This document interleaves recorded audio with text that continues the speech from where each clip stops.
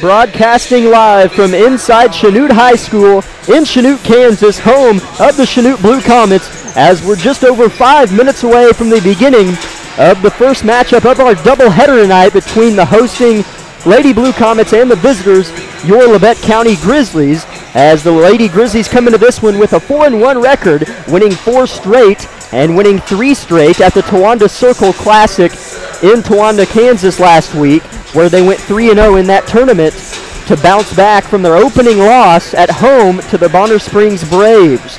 And then they won last Tuesday night at Parsons, their rival, the Vikings. They won by 1 point, 39-38. So a little scare for the Lady Grizzlies, and hopefully they're not in for one tonight as they take on a 1-2 Chanute Lady Comets team that won their first game of the year and then lost 2 after that.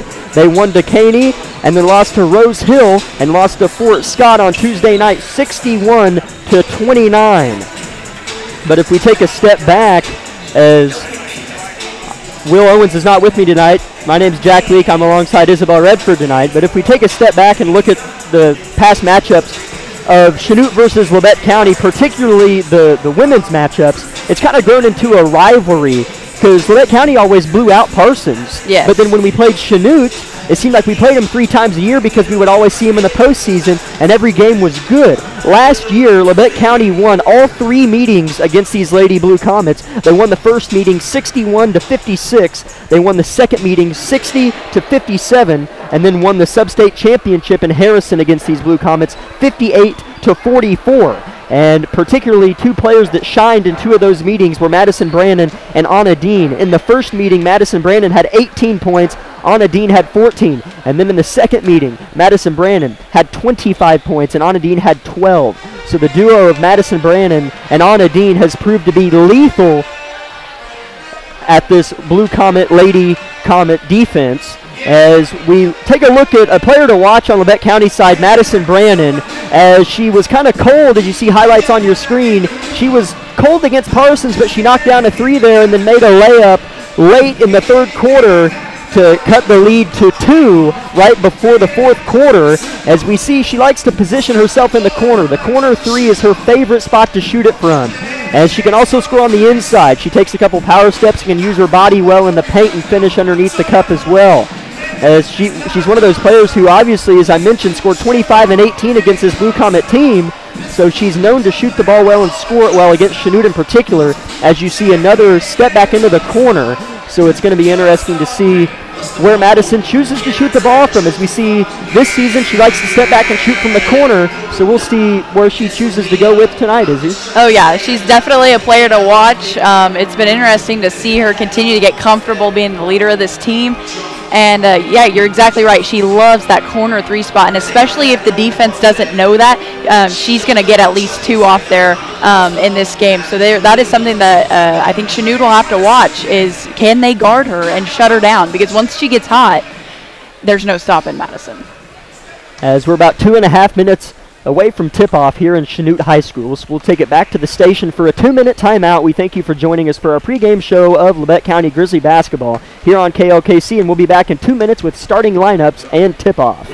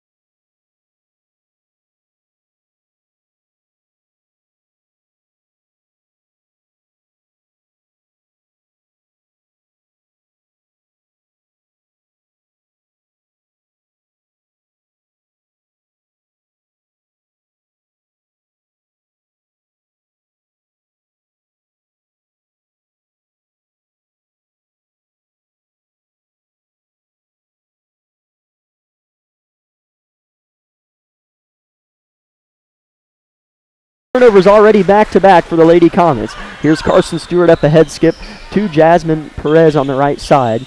And Stewart will choose to rotate. Her pass is deflected and stolen. Here goes Falmer. Caused a turnover, now created one, and her shot is no good. Rebounded by Stewart. Labette County basketball again. Pass up ahead. It's Anna Dean, 1 versus 2. A nice pass across the paint, and the left-handed layup's no good for Lauren Forbes, but she got fouled, and she'll shoot a pair. As Lauren Forbes down the stretch is Ian Parsons on Tuesday. Lauren Forbes isn't really a scorer on this team, but she makes the plays when she needs to, and she made some big plays down the stretch. Oh, yeah, she did. She was someone that really impressed me. Like you said, she's not a huge scorer, but she knows how to pass the ball well or put her teammates in those positions to score. But when she really needs to, she'll go down and get it done. And I do say that. She made, technically, the game-winning basket. Yes, as Labette County was down 39, or it was 39-38 was the final score. They were down by 1, and she made the basket to put them up to win. As her second free throw is good, first one was not. 4-0 Labette County. It's Chanute basketball as they cross half court. In the hands of Peyton Shields, skip up ahead, and an entry pass stolen away by Jasmine Perez. 3 turnovers in a row for the Chanute Blue Comets. Grizzlies looking to extend here as they're up 4-0 nearly 2 minutes into the ball game. Pass inside to Anna Dean. She tries to face. Good double team. Pass to Brannan in the corner. She denies the 3. And we have a push on the inside as Anna Dean has been harassed down there by the duo of Haviland and Smith.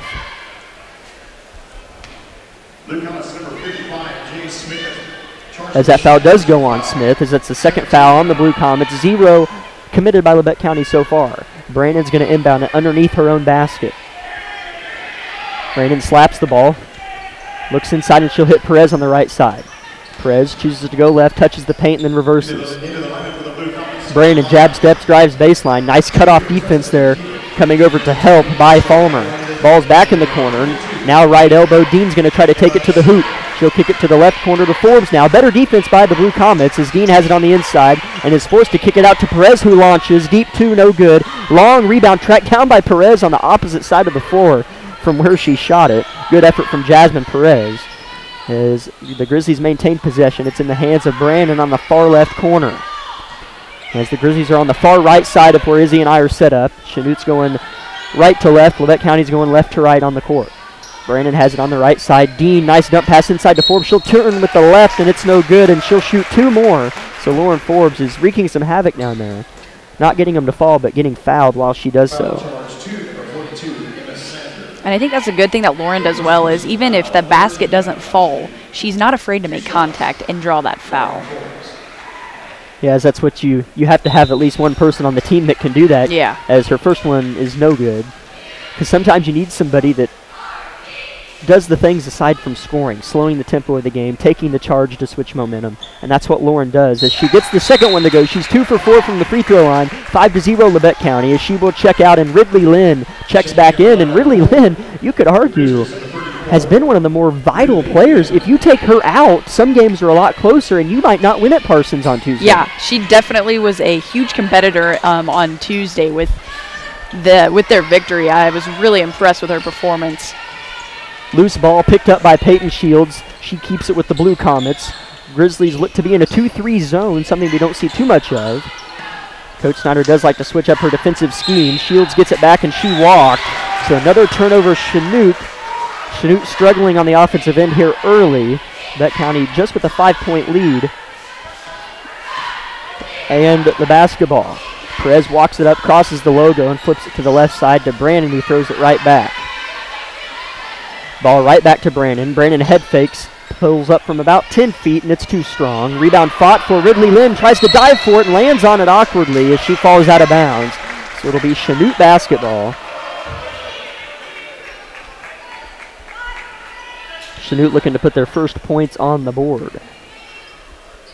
Grizzlies don't look too ready for this defensive possession, but they get set as Chanute crosses half court as there's a skip pass to the far corner, head faking and driving. Now the ball is in the hands of Shields, ball being whipped around. Now Keating has it here in front of us. Now it's being rotated. Bogle drives, up and under, layup, no good. Tip out by Dean is tracked down by Chanute, and they maintain possession. Here's a 3 by Shields, and it's too strong, looked good the whole way. Rebounded underneath, good effort by Lansdowne, and she falls to the ground and loses it out of bounds. It'll be Labette County basketball, but a much better possession in terms of effort and shot selection from Chanute. Lady Grizzlies have it, looking to extend on their 5-0 lead. They've had a couple empty possessions here off of Chanute turnovers. Brannan has it in the far right corner as Lynn has it. Now back to Brannan in the right corner. She head fakes and denies the drive and rotates. Dean at the top, now Perez left side. Ball in the low left block. Lynn turns, shoots, and what scores. What a shot. 7-0 Labette County. Ridley Lynn doing what she does best. And that score from that little bunny jumper area, as I like to call them, those little bunny shots.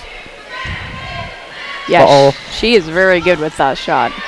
Here's the top of the key, 3 from Bogle, and it's nothing but the bottom of the net, 7-3. Bogle gets herself on the scoreboard, as her team as well, as they had 0 points until that shot.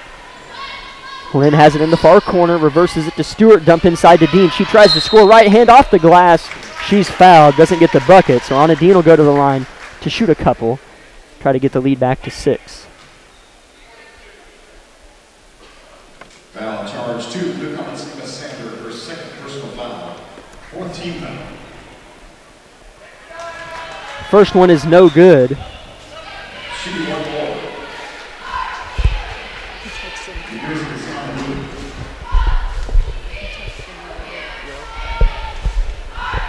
As we're trying to figure out some technical difficulties, as there actually were none, we just have a cranky spectator.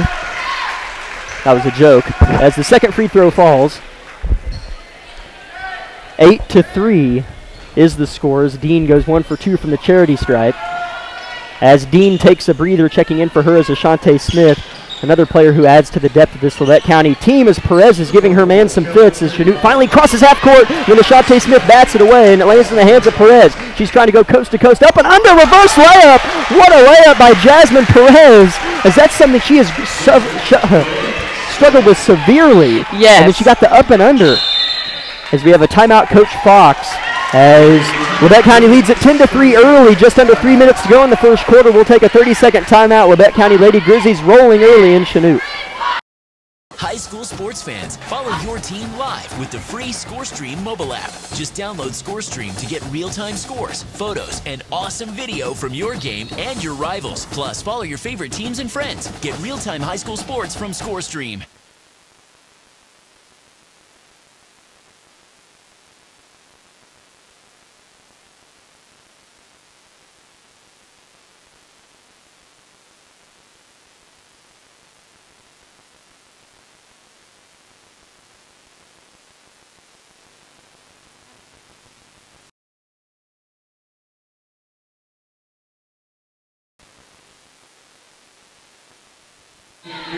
Lady Grizzlies rolling up 7 in Chanute High School. Chanute with the basketball in the hands of Shields. She goes right to left and hands it off now to Haviland. Haviland gives it off on the far side to Noonan. As Chanute's a deep team, and they've played 8 or 9 players already, Izzy. Yeah, Labette County usually out-substitutes the opponents. Ball's on the deck. I think it's a jump ball. It'll go to Labette County. But as you were saying... No, I was just going to say, I have been very impressed with how far already they have pulled from the bench so early in this game. Perez has it and gives it to Ashante Smith on the left elbow. Jump inside to Lynn is good, but she's fouled. Ball will be entered underneath their own basket. Labette County has 0 team fouls and Chanute has 6. First quarter still with 2.5 to go on the clock. As Audrey Dewey checks into the game, we'll see who she gets, and as she will replace Madison Brannan, it looks like.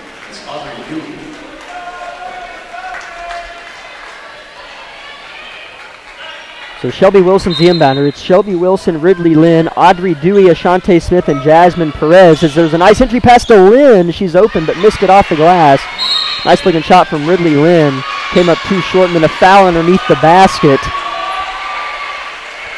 I think it's on Ashante, and it is on Ashante. First personal foul, first team foul. As Carson Stewart's going to check into the game with the next dead ball now. Chanute with the ball down by 7. Skip pass over the top of the Grizzly press, and driving baseline, nothing there, was Haviland. Ball's poked out of bounds, and off the fingertips, they'll say, of Noonan, it'll be Labette County basketball. The turnovers for Chanute are piling up as Carson Stewart does replace Jasmine Perez.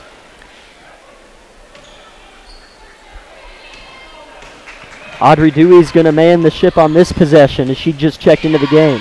She stops at the volleyball line and flips it to Stewart on the left side. Her pass is batted out of bounds. Good defense by Noonan. As 4 new Comets check into the game. As it's a battle of who can substitute more.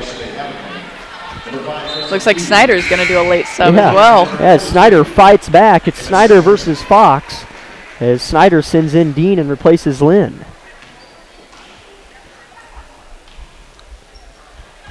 As Chanute, I did mention, is coached by Dustin Fox. Really good coach. He's had some very nice teams, as had Snyder, so it's been a very good duo head-to-head between Coach Snyder and Coach Dustin Fox.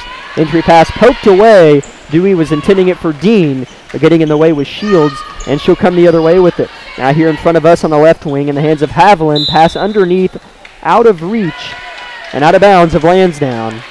Labette County basketball. And I think that's really what's costing the Blue Comets points here is they're not capitalizing on their possessions, and it is going to eventually grow their deficit if they can't get this turned around. Yeah, because they've had plenty of opportunities. Yeah, they have. They're only down 7. Labette County has not scored the basketball very well. As Carson Stewart's working it around the perimeter, and Dean will change that and throw it inside to Smith, who turns her shot off the glass. She gets her own rebound, and that one goes. 12-3 is the score now as Ashante Smith gets herself in the scorebook. Labette County leads by 9 with 70 seconds to go in the first quarter. Here's a long 2-pointer put up and too long air ball, but it was so far over the goal. It was rebounded by Haviland, and her jumper's no good. And now we have a foul. It'll be Chanute's ball underneath. We're either going to get Dewey or Wilson on the foul, I believe. As it was Shelby Wilson. That's her first personal. Just second team foul for Labette County. Doesn't look like fouls are going to be an issue, at least here early. A quick 3 off the inbounds, off to the left and off of Dean's knee. And it'll stay with Chanute. As Lauren Forbes checks in, replacing Ashante Smith.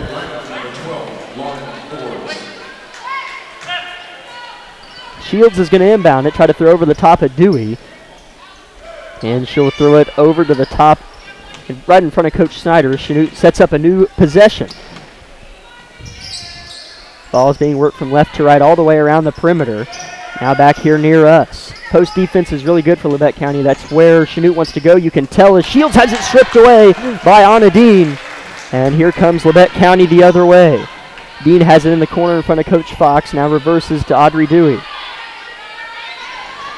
Now right wing Wilson. 30 seconds. Carson Stewart, 3-pointer, nothing but the bottom of the net.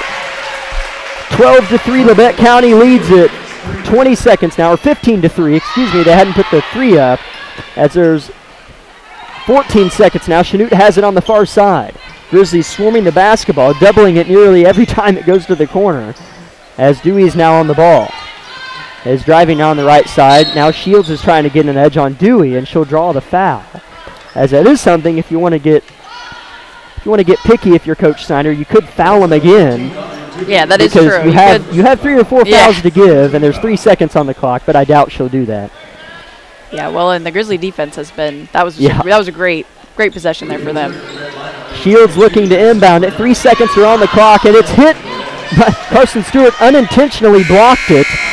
As Chanute's not going to get a shot off, as it just hit the back of Carson's arm. So at the end of quarter number 1 here in Chanute, Labette County leads it 15-3 as they're rolling high here in Blue Comet territory. We'll take 60 seconds on KLKC. Hi, this is Brian at Bowen Pharmacy, and we are so excited to have this new compounding lab that we have created and designed to help you choose the different kind of medications that you might need. In here we do compounding, custom medications for you. We could do bioidentical hormones, so that's testosterone, estrogen, progesterone. We could do DHEA. We could do any of those medications to help you level out those hormones to help you stay healthy and better. We could do troches, we could do capsules, we can even do rapidly dissolved tablets, all right here at Bowen Pharmacy in Parsons, Kansas. We even have great diaper rash cream that will help your baby heal and be better and safer in the long run. Once again, we're always thankful that you choose Bowen Pharmacy to be your local provider and to make you better and to help you stay healthier and live longer. Thank you and enjoy the day.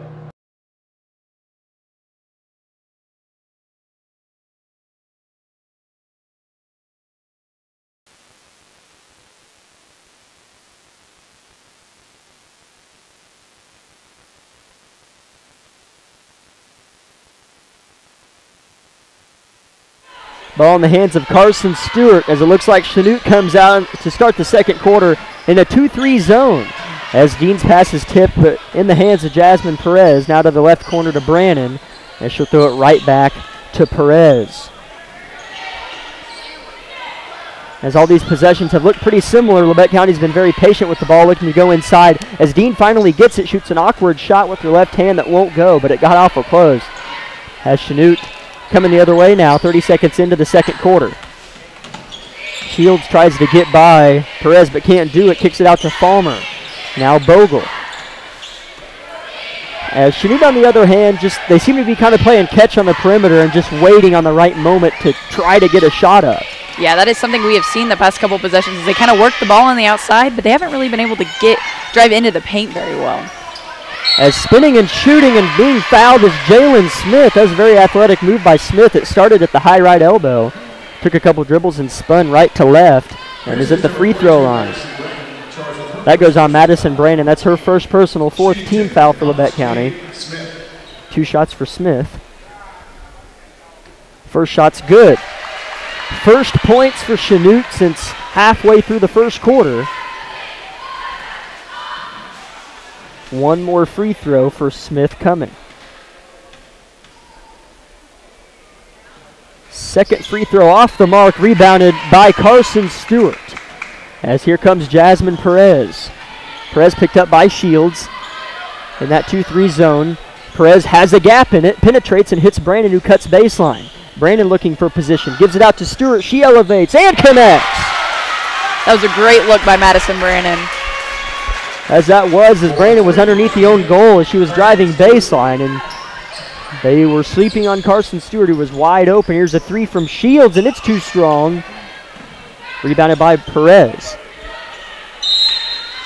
Perez forced to throw it off of the thighs of Bogle as she was cornered. 18-4 Labette County with the lead in the basketball. Carson Stewart fresh off of a three-pointer.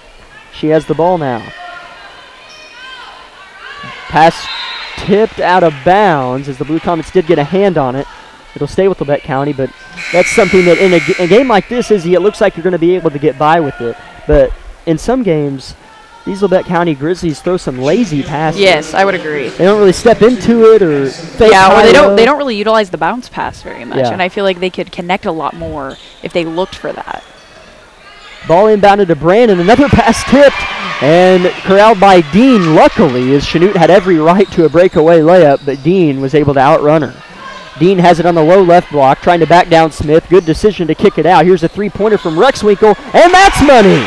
21-4. Labette County with the lead. 3 different players with the three-pointers, Stewart, Brannan, and now Rexwinkle, who played really fine minutes against Parsons. Yes, she was another one of those that she just, I don't know what got into her, but she had a lot of just hard effort and determination to play hard against that Parsons offense. Being fouled underneath is Kelsey Haviland, 5'8" sophomore.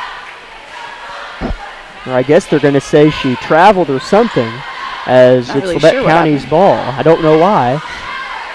No foul was given. A travel's my best guess. I saw no signal, but either way, Chanute, I think, put in a fresh 5, Izzy. I'm pretty sure they did as well. They did put in a fresh 5. As we'll get those players for you here at the next dead ball. As meanwhile, Labette County's with it. Brannan from just inside the volleyball line. They are loving that three-point shot today. Got it to go 24-4 is the score. Chanute stale on the offensive end, and Labette County far from that.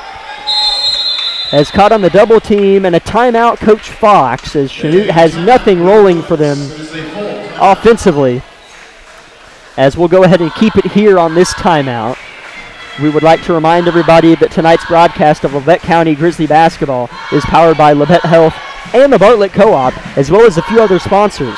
Labette Community College, Forbes Hoffman Funeral Homes, Clemens Insurance Agency, Eye Care Associates of Parsons, Doctors Gilmore and Newland, Labette Bank, Woodworth Enterprises, Herman Lumber, Carson Wall Funeral Homes, Commercial Bank, Labette County Mental Health Services, Tank Connections, USD 506, Wood Doolahary Insurance and Real Estate, the Corner Store of Altamont, Community National Bank, Snyder Lawn Care, Altamont Lumber, Oswego Locker, and SEK Orthopedics, Doctors Meister, Mosier, and Morris. So thank you to all of our sponsors and Labette Health and the Bartlett Co-op for making our job possible and making it able to bring to our viewers and you, the listeners, Labette County Grizzly basketball. As they lead it by 20 on the road here in Chanute, Labette County looking to go 2-0 to start SEK League play.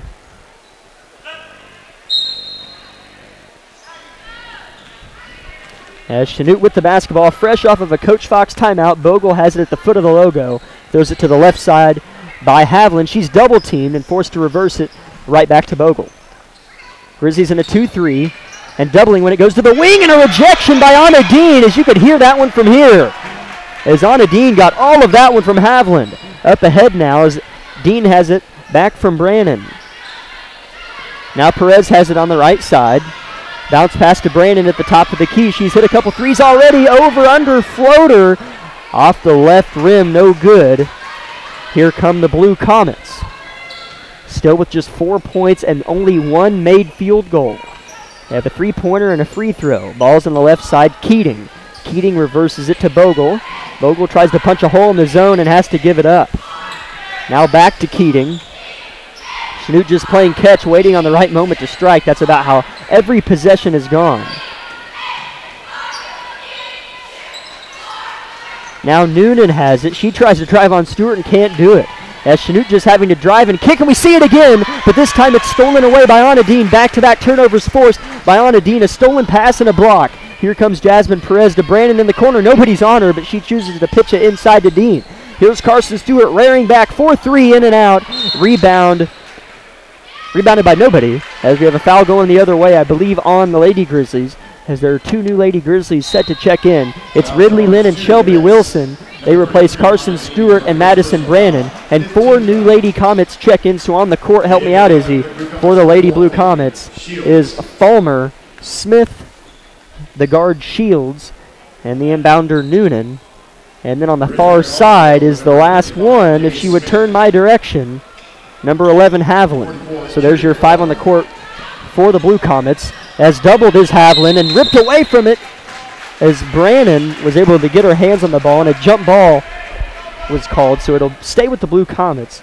But the Grizzlies, Izzy, every time it goes to the wing or the corner, they just double the heck out of it. Oh, yeah, they have been all over this, and this is really impressive defense we're seeing by the Grizzlies. I can tell Snyder practiced with them throughout this week since Parsons.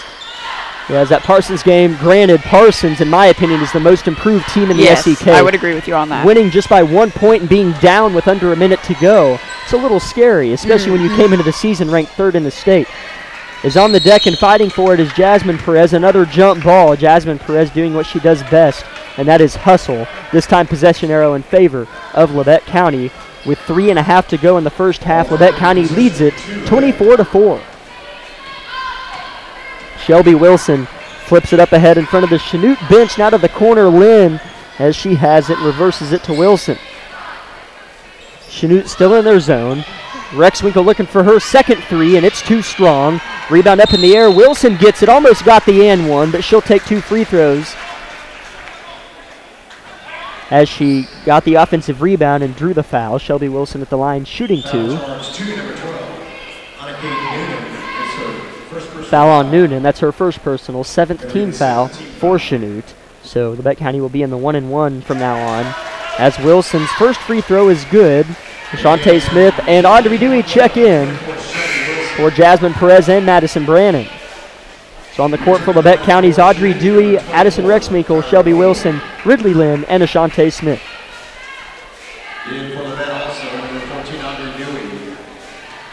Wilson's free throw is coming. It's on its way, and it's good as well. Man, this Labette County team has a lot of scores. Oh, yeah, and I think we're going to see that throughout the rest of this night. It's going to be pretty even, but we're going to have a lot of high-scoring individuals here for this team. As Smith has been the playmaker, there haven't been very many plays made, but Smith has done the load when it does happen. And getting the and one off of the three-pointer is Peyton Shields, as she had put up 3 3-pointers and then finally got that one to go, plus the foul. So a 4-point play pending from Peyton Shields at the free throw line. as that makes it 26-7 as Chanute cuts it under 20.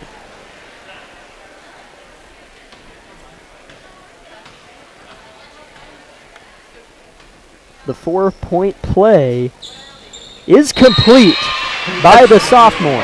Yeah, that's got to feel good for Peyton to be able to maybe get something started here for the Comets. As they still find themselves down 18 points, as that's the first time it's been under 20 in a while. As Labette County is looking to get it back, as Smith is forced to save it and just throw it out of bounds, as she couldn't really corral the pass from Stewart in the corner. So Chanute on a 4-0 run and with the basketball. As Shields has it now on the right half of the court. Now throws it to the corner. Here's a three, and it's off. And Lynn is going to snatch the rebound down. That three-pointer put up by Havland. Wilson has it on the right wing now, working on Shields. Shields obviously one of the more talented guards on the Chanute team, both offensively and defensively, as Smith lets the tip ball roll out of bounds. It'll stay with Labette County as Brannan and Dean check back in. The lethal duo to this Chanute defense. In case you missed it in our pregame show, we took a look back at last year's matchups, where in 2 of the 3 meetings, Brannan and Dean combined for 32 in the first meeting, and in the second one, 37. So they are very lethal to the Chanute defense. As Dean, looking to score, gets the ball off of the deck and throws it off of her knees to Carson Stewart, who's fouled by Peyton Shields. So a sloppy possession, but turned out fine in a foul and a 1-and-1 opportunity for Carson Stewart.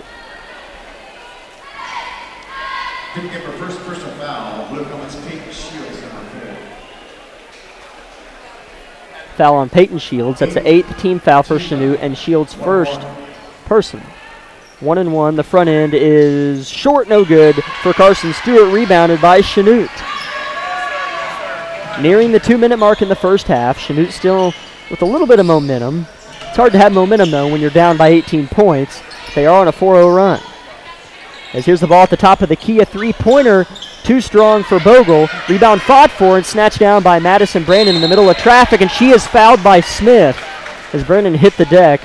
As she'll go to the other end to shoot a 1-and-1, as that's 19 fouls for Chanute. I think that's the second on Smith. Third personal for Smith. I knew she had more than 1, but not 3. So 3 fouls for Smith, as she has a couple of points in this evening's contest. She'll go to the bench.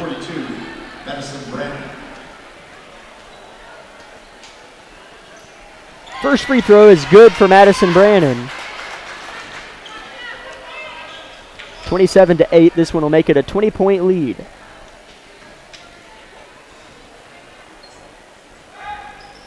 She got it. 20-point lead is back in the bag for Labette County, as they probably weren't too concerned about getting it back, but you know, in one of these games, it's just something to add to the conversation.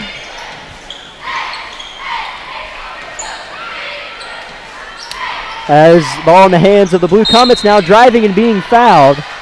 And I believe they're going to give her 2 shots. It'll be Tyra Bogle, as she is one of those returning players. We talk about Babcock leaving, and as well as those other guards leaving, as Bogle does return. She's a junior. Her and Shields are really 2 of the only lifelines that they had from last year's team coming back. Yeah, and I think it'll be interesting to see. They kind of have to step up and be the leaders for this team, being the older ones, to come in here and try to score. So we'll see how they do the rest of this game.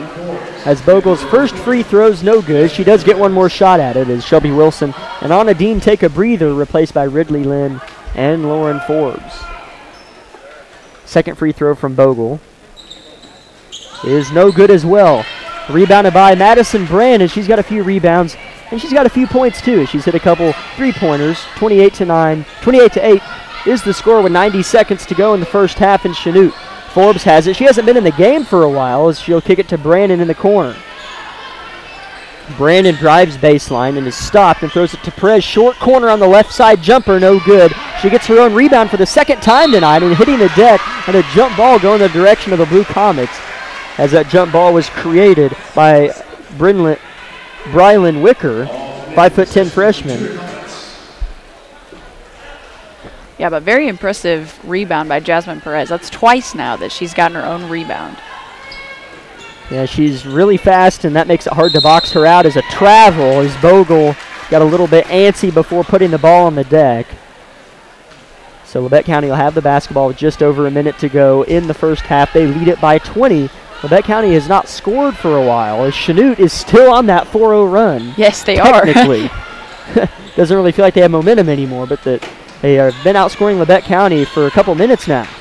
As Perez has it and rotates it to Stewart, now to Brannan on the left side in front of the Chanute bench is the ball. Pass tip stolen away. Here come the Blue Comets.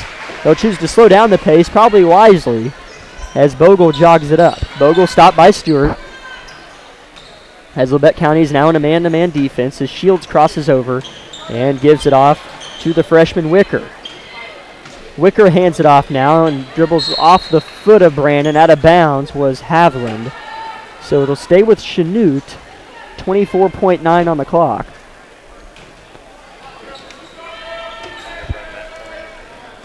As ball's inbounded to Shields now as we near the 22nd mark. As Shields tries to get an edge, touches the paint, and then kicks it outside. Falmer has it. Falmer has to give it off to Bogle. 13 seconds. Grizzly bench is clapping them along. 10 seconds. Shields has it at the logo. They've got to get downhill and in a hurry. 6 seconds. 5 seconds. Shields, her jumper, no good. Rebounded underneath. 2 seconds. And a jump ball is the Labette County's ball with an even 1 second on the clock. So a well-defended possession by the Lady Grizzlies. It looks like they're going to get out of here at the break with a 20-point lead. Alternating possession to the Grizzlies. Ball inbounded. Brannan turns and launches, but not in time. As at the end of the first half, Labette County scoreless for the last couple minutes, but it didn't really matter as they lead 28-8 over the Lady Blue Comets. You're listening to Labette County Lady Grizzly basketball on KLKC. We'll take a 2-minute break and have halftime stats here on KLKC.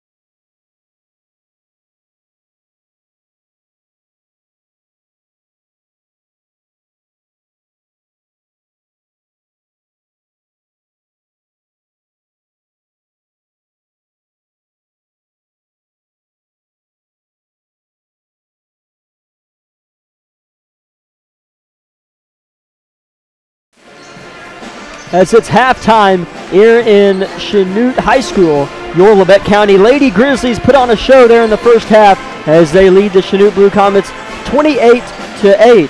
Has some halftime stats for you. Carson Stewart hit 2 3-pointers and had 6 points even. And Madison Brannan had 8 points. Addison Rexwinkle hit a 3 as well. She has 3. Jasmine Perez and Ashante Smith have 2. And Lauren Forbes and Shelby Wilson have 2 from the free throw line. Ridley Lynn as well made 1 in the first quarter. She has 2 points.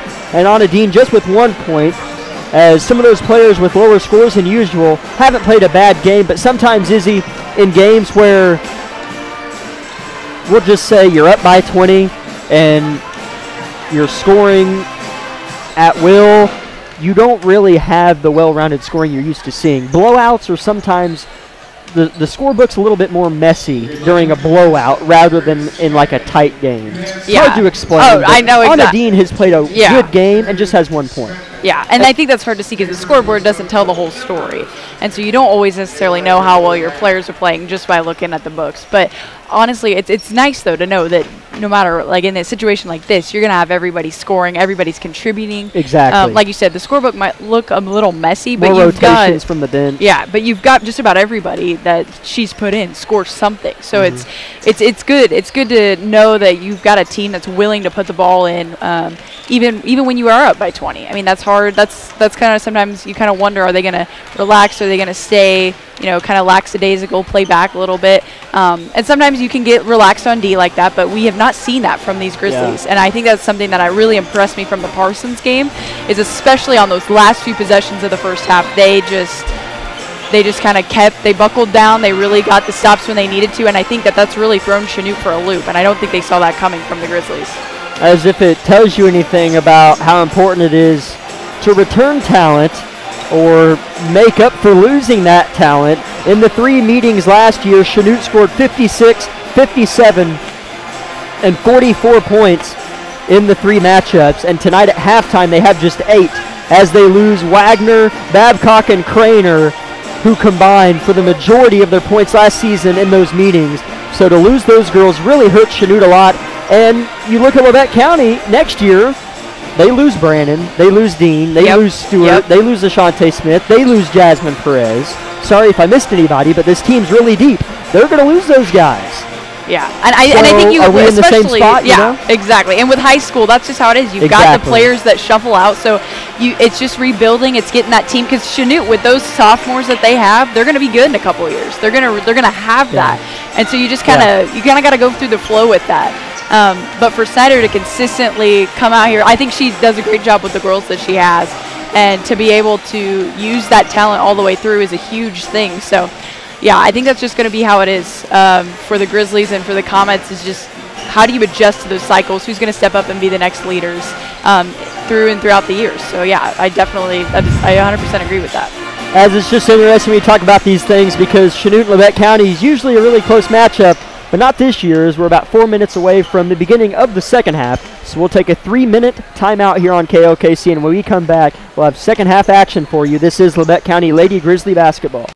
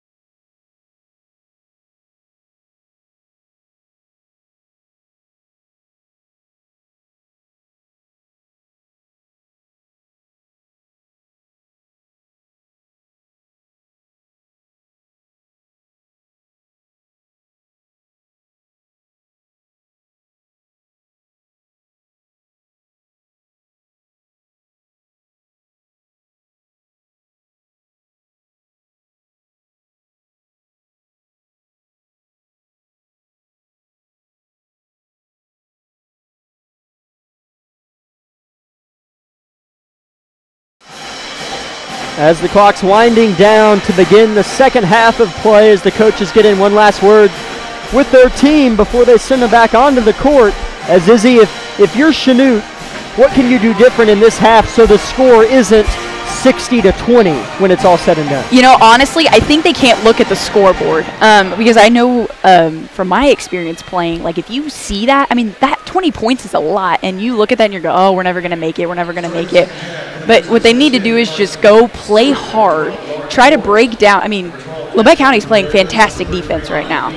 But if they can figure out how to break that down and, you know, knock the lead to 10, get within striking distance, then we're going to potentially see a much closer ball game. But until they decide to make that mental effort, it will be like this the rest of the game. Yes, that's true, because the first few minutes of the third quarter are going to be important for Chanute, because Labette County either goes up by 30 or Chanute cuts it to 10. And if the latter happens, I'm curious to see how Labette County responds. As Chanute has the ball to open things up, Shields has it in the right corner. Pass inside, tipped by Dean and stolen by Perez, falls out of bounds. And somehow Labette County didn't come away with that. I have no idea how. As they just lost it out of bounds, it'll stay with Chanute. A free turnover for Labette County given up. Inbounding it is Shields. She slaps the ball and throws it to the corner. Here's a three-pointer put up by Havlin, and it's no good. And an offensive rebound, and then a pass blocked by Anna Dean. And the ball caught by Smith, but we have a foul. I think he may have got Carson Stewart.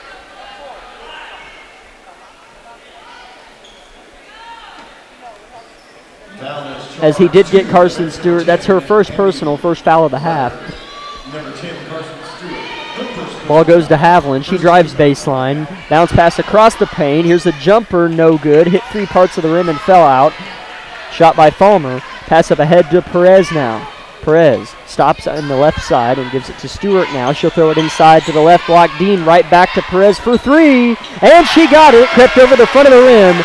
Jasmine Perez, first three-pointer of the game. Labette County up by 23 now.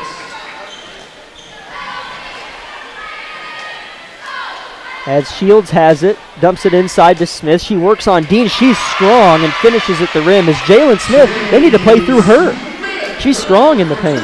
Yeah, and I think that I'm not sure why they haven't utilized her as much. But yeah, I definitely agree with you. From her, she's come with most of their points so far. Carson Stewart has the ball now. Perez with it on the left side. As Brannan's wide open in the corner right here. And it's nothing but the bottom of the net right here in front of us. Brannan hit it right from where Jasmine did. 34-10. Labette County lead is grown now to 24. As we have a foul on Jasmine Perez. It'll stay with Chanute. As we'll see how many that is on Jasmine. That's number 20. Jasmine Perez picks up her first personal foul. That's just her first. For the Grizzlies. Second team foul of the half. As it'll stay with Chanute. The inbound goes to the corner. Here's an air ball. Offensive rebound by Fulmer. And they'll kick it out now to Smith. Smith's guarded by Stewart. Now they'll switch. Now she's on Shields. As Labette County still in the 2-3 zone. Is on the right side in the hands of Havlin. She throws it inside to Smith, and then a foul on the floor. So Labette County with 3 team fouls, all ready to open things up. Not quite 2 minutes into the second half. As we'll see who they get on this one. Perez again. That's her second personal. Yeah, and with 3 fouls this fast into the half, it'll be interesting to see down the stretch where if they get into foul trouble this way. Yeah, it will be. Here's a three-pointer from the right corner, another air ball, tipped out of bounds. It'll stay with Chanute as Labette County has had a lot of opportunities to have the ball and just can't control it. Inbounding it under their own basket, I think it's Shields. She's looking over the top and can't find it underneath Lansdowne, so she'll just throw it over the top to Keating. Now Shields has it, crosses right to left on Perez and gives it up. Now the ball's at the top of the key. Fulmer has it. She'll switch and jump stop at the free throw line. Now driving here. Can't see her number. I don't know who it is. Turnover. Chanute. Here comes Labette County. It is Ella Ward. As here's a jumper good by Labette County. as I think that was Jasmine. Yes. Madison Brannan. As it was Ashley Haviland. I was trying to find the number of the Chanute gal. Is Haviland in the game, not Ward. So 36-10 is the score. Labette County has the lead. Brannan adding to her points. As here's a foul underneath the basket. As at the free throw line is Peyton Shields. Carson Stewart is the recipient of the foul. That's her second personal and fourth team foul. Chanute yet to commit a foul. First free throw is good for Shields. She'll have one more as Wilson and Dewey check in for Perez and Forbes.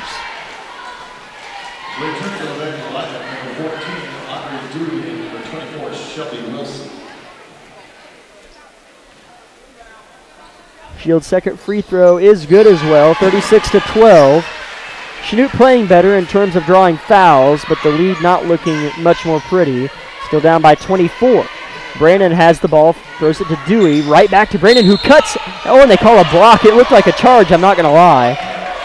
As stepping in to try to take the charge was Taylor Lansdowne, and I thought she did a good job. Maybe she was in the restricted area. That's my best guess, but the ref looked pretty confident in his block call, as that's the first team foul for Chanute in the second half, and the third team foul, or third personal, excuse me, on Lansdowne.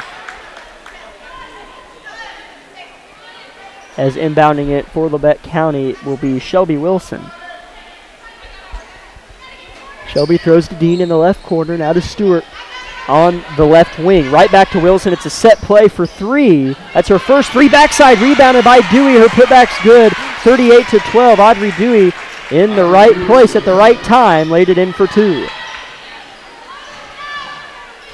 As Shields gives it up, now driving and being bumped, and I think another foul's called as Bogle was penetrating.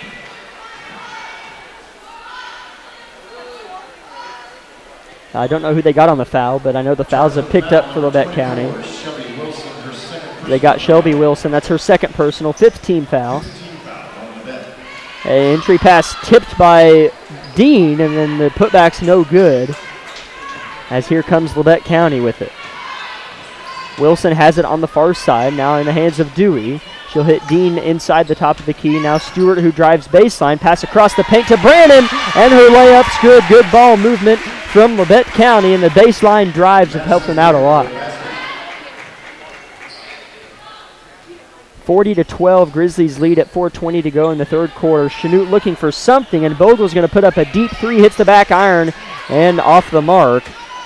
Dean with the rebound up ahead to Dewey.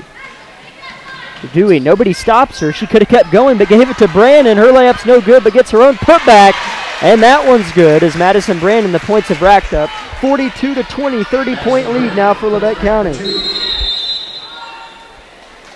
As it looks like Coach Fox wants a timeout. We'll see how long. It's a full timeout, so we'll take 60 seconds. This is Labette County Grizzly basketball on KLKC. Labette Grizzly basketball is brought to you by Bartlett Co-op with 8 convenient locations in southeast Kansas and northern Oklahoma. Contact Bartlett Co-op for all your farming needs in Bartlett, Edna, Oswego, Mound Valley, Chitopa, Coffeyville, and Big Cabin.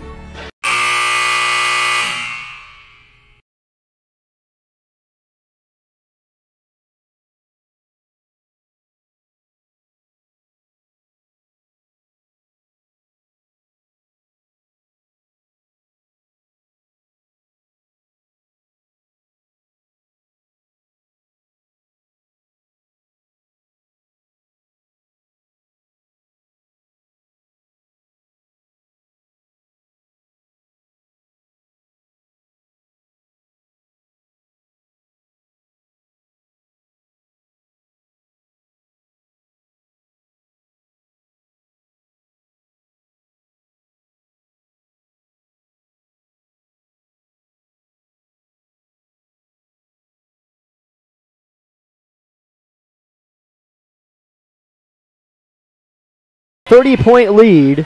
Chanute with the basketball. Smith has it at the free throw line and gives it up to Bogle. Tries to go around Wilson. Her floater's no good. Rebounded by Dean, and here comes Labette County looking to add on to their monstrous lead. Brannan has it. Hits a cutting Dean. Good position from Dean as she gets it to go. as Anna Dean was quiet in the first half, played well, but just came out with 1 point and gets one to go there. 44-12 is the score. As here's a 3 ball in the corner put up by Keating. It's too strong. Backside rebounded by Anna Dean, and a foul going the other way as Dean did a good job of boxing out Falmer. As that's who the foul will be on. That'll be her first personal foul, just the second team foul for Chanute as Madison Brannan and Anna Dean check out of the game. They're replaced by Ridley Lynn and Ashante Smith.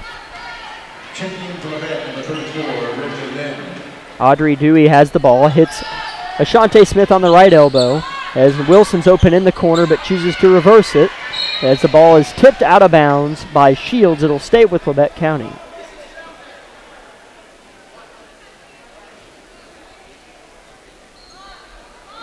Stewart's going to inbound it right by the Grizzly bench as she surveys and finds Wilson on the right side.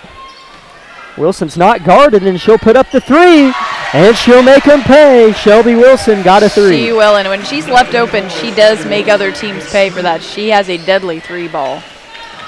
47-12 now, driving and getting it to go off the glass. Good shot from Peyton Shields. As here's a pass poked away by Shields. Shields being active. And so Chanute has it fresh off of a turnover. Here's Tyra Bogle with it. It's a cutting Smith. Spins off of Lynn and gets the and one off the glass as Jalen Smith. I'm telling you, they got to play through her. She is good. Yeah, she is. I feel like she has been one of those people that they need to start relying on more. She has had some fantastic plays this evening for the Comets. As she's just a 5'6" sophomore, but plays kind of that high-low position. If she can play inside, that's where she scores, but she catches it in the high post position around the free throw line and likes to get downhill as she converts on the three-point play. 47-16 is the score.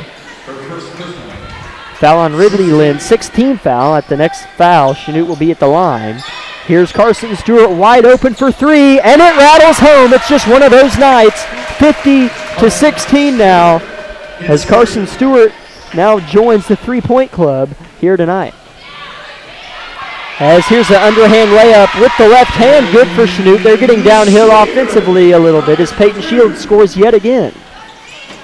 As she got down the court in a hurry and laid it in for 2 as Ashante Smith is backing down Bogle and gets to the free throw line as she is fouled on her attempt.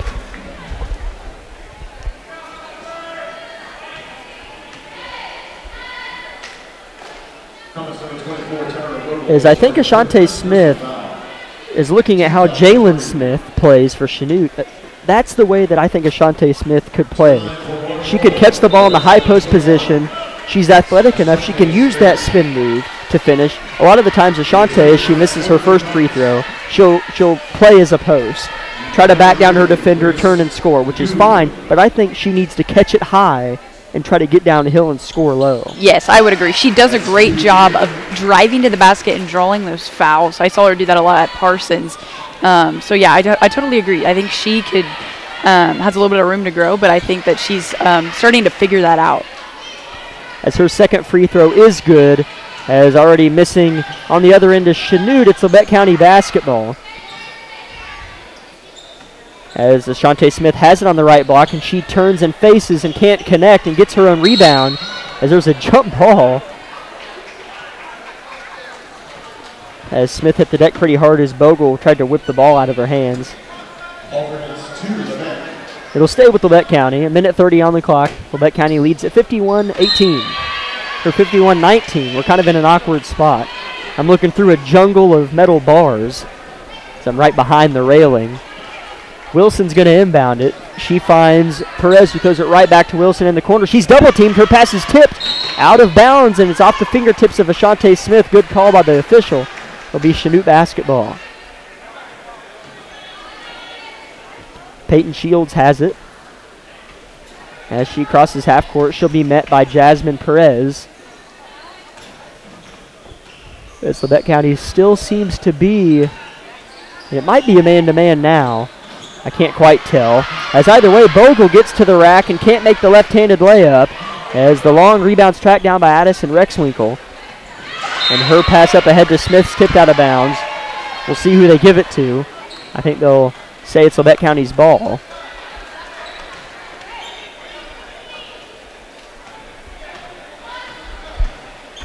As it is Labette County's ball in the hands of Jasmine Perez. Dumped it inside to Ashante Smith. Again, tries to back down Bogle, but can't. And she'll kick it out to Wilson, who drives baseline and throws it to Rexwinkle in the near corner.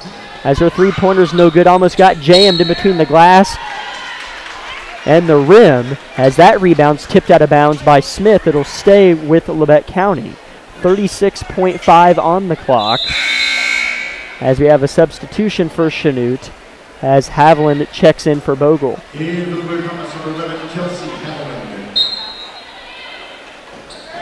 Wilson looking to inbound it. She has Perez in the corner, and that's where she'll go. Perez gets an edge. Her left-handed floater's no good off the bottom of the backboard.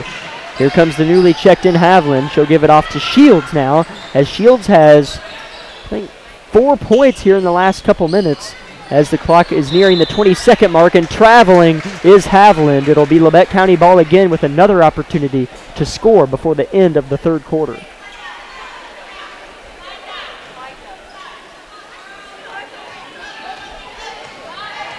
Addison Rexwinkle has it now, as her pass is intercepted. Another lazy pass from Labette County, as Shields with the good play. Nice bounce pass across the paint, and the layup's no good, but being fouled is Falmer. As Peyton Shields has done what we kind of would expect her to do, and that's try to take over in the second half. I mean, you're down by a lot.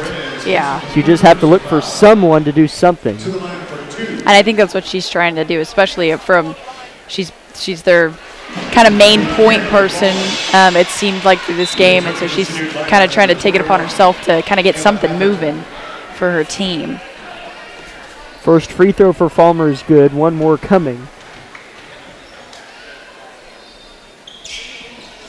And it's good as well. 8.1 on the clock. Now 7 as Jasmine Perez already is throwing it out of bounds over the top of Ashante Smith, as she went way too fast. But she had plenty of time. As Chanute now has time to get a shot off. As 8 seconds is a long time, now Chanute has 2.8 on the clock.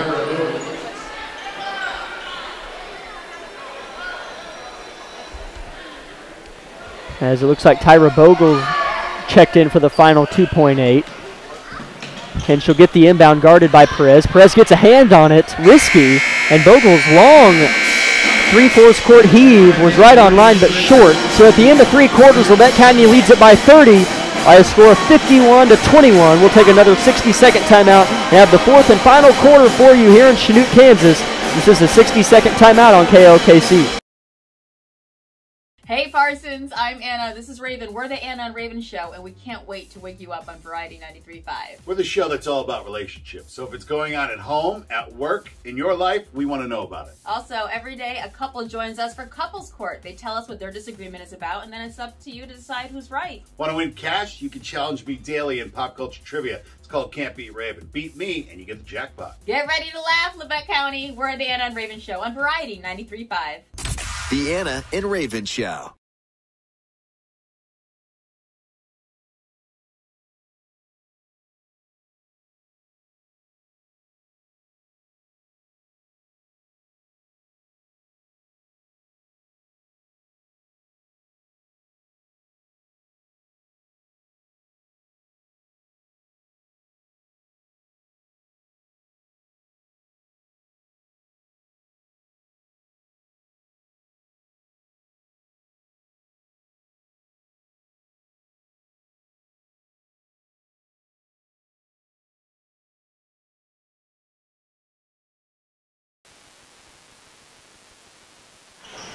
Chanute with the basketball to open things up in the fourth quarter as they trail Labette County by 30 points. Backing down on Brannan and being off the mark is Jalen Smith. She's been, to me, the most impressive player on the Chanute team, has Jalen Smith. She comes up short there. Dewey has it now. Bounce pass to the far corner to Stewart as her pass tipped out of bounds.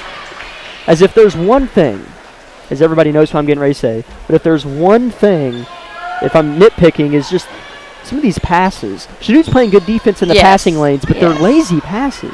Yeah, I would agree. And I don't know if that's just because we're up by 30 or if it's just like, I did notice that in the Parsons game a few times, though, is they weren't confident or they weren't looking. And so I don't know if that's what it is or if we're up by 30. So I do see what you're saying, though. As Chanute on the other end is scoring, as on this end, Dewey couldn't get her layup to go. And scoring is Falmer on the other end. As we have a stoppage of play. It's a timeout, Labette County. As Labette County leads 51-23. It's a full timeout. We'll keep it here and remind everybody again that tonight's broadcast is powered by Labette Health and the Bartlett Co-op, as well as a few other sponsors that include Labette Community College, Forbes Hoffman Funeral Homes, Clemens Insurance Agency, Eye Care Associates of Parsons, Doctors Gilmore and Newland, Labette Bank, Woodworth Enterprises, Herman Lumber, Carson Wall Funeral Homes, Commercial Bank, Labette County Mental Health Services, Tank Connections, USD 506, Wood Doolahary Insurance and Real Estate, the Corner Store of Altamont, Community National Bank, Snyder Lawn Care, Altamont Lumber, Oswego Locker, and SEK Orthopedics, Doctors Meister, Mosier, and Morris. So big thanks to all of our sponsors for making our productions of Labette County basketball possible.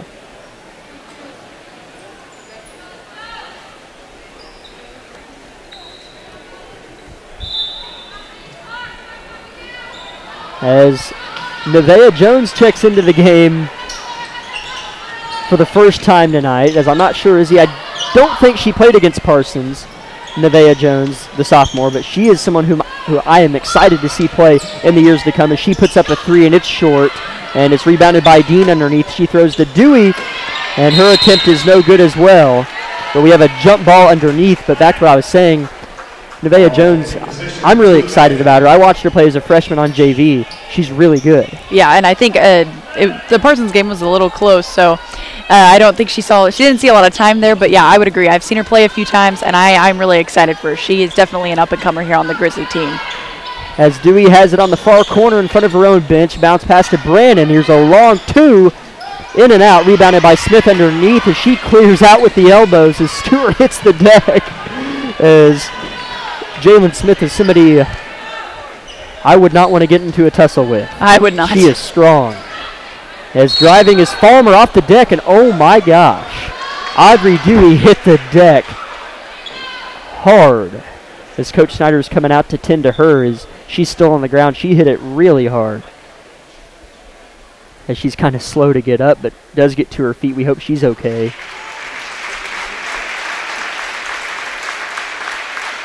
As the crowd applauds for her, and she'll go to the bench.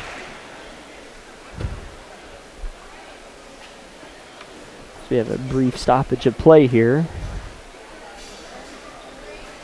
51-23, Labette County leads it with 5:38 on the clock.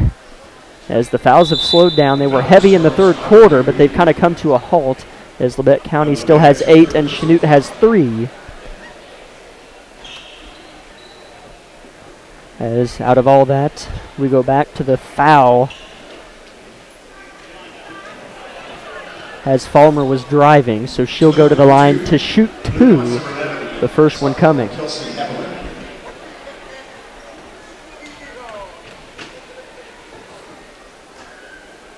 First one is short, barely nicked the net. One more coming for Falmer.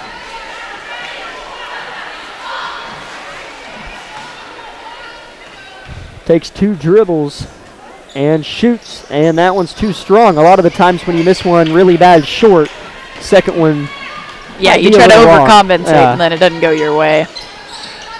As Wilson has it on the perimeter, she's guarded by Falmer. As Stewart has it on the right wing now, surveys and finds Dean's power step and move, layup no good, rebounded by Brannan, and she's fouled hard as Smith hits the deck. So now Madison Brannan's going to go try to add to her solid night. Jay Smith, it's her 4th personal foul. Team foul number 4. As the ref is taking a timeout, as I've been very confused as to why some of these stoppages of play have occurred. As I think we have a 30-second timeout from Coach Fox. It's just 30, we'll keep it here. as Labette leads it 51-23.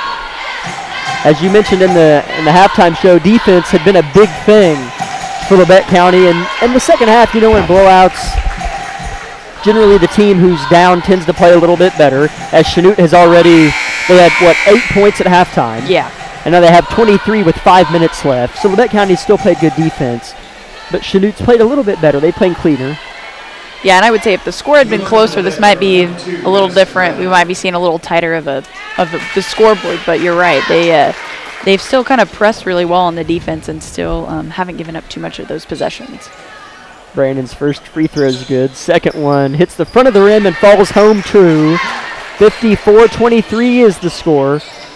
Or no, 53-23. As they put that point up there really fast. Whoever's running the scoreboard over there, promote that man. 30-point lead for Labette County, under 5 minutes to go. Smith has it. She's been one of the better players tonight. She's backing down Brannan. Turns and faces and fades, and it's no good. Rebounded by Anna Dean. Skip up ahead to Carson Stewart. Now to Brannan in front of us in the corner. She'll reverse it. Chanute stayed in the same defense as the ball hits the deck, and diving after it is Anna Dean and Smith. That's Jalen Smith of Chanute as the possession arrow is in the favor of the Comets this time. As Coach Snyder sends in Ridley Lynn again, and she will replace Anna Dean.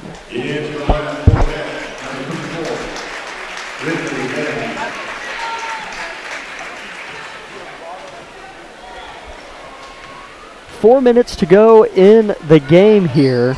Been kind of a boring fourth quarter. As not much scoring has taken place on either side, really. There's just been a lot of fouls and sloppy possessions. Speaking of that, there's a travel call on Chanute as Ashante Smith and Addison Rexman will check back in. They'll replace Madison Brannan and Carson Stewart. And a lot of the times, coaches have players that they put in when they're up by a lot. Coach Snyder has those players, but those players still play all game. I was going to say, she does a really great job of rotating everybody. And so when you have these situations, like the people we have on the floor now have played all of the game and or even at Parsons. I mean, she doesn't, that's the beautiful thing about her bench right now is it's so deep. As it's hard for Coach Snyder to be nice to teams because her bench players are in the rotation just as much as the starters. So this Labette County team's very deep. As we spoke in the halftime show, they'll lose 5 or 6. I think all of the starters. Yes. You have Jasmine Perez, Anna Dean, Madison Brannan, Lauren Forbes, and Carson Stewart all gone.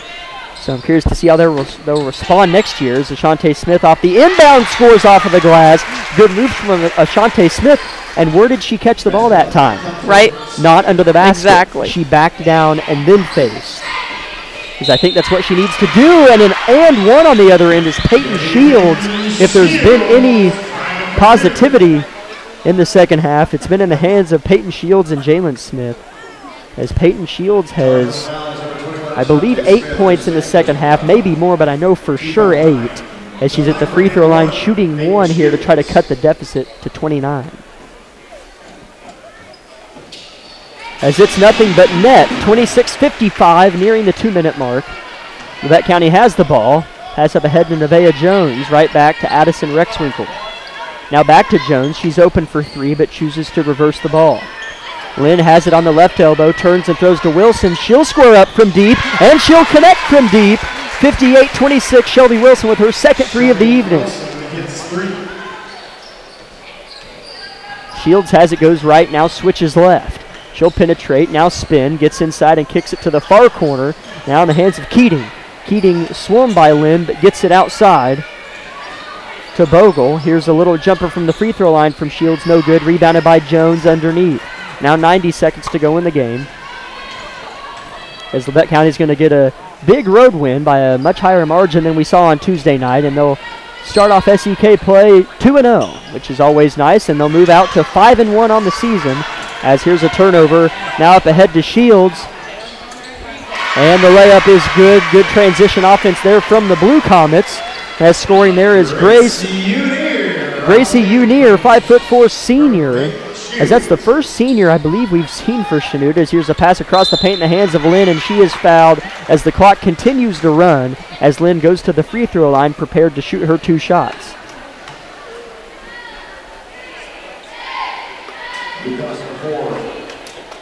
as after this game, Labette County as a whole, boys and girls, get, I believe, a pretty hefty break. And they don't play till the new year, as Lynn's first free throw's good. One more coming for Ridley Lynn.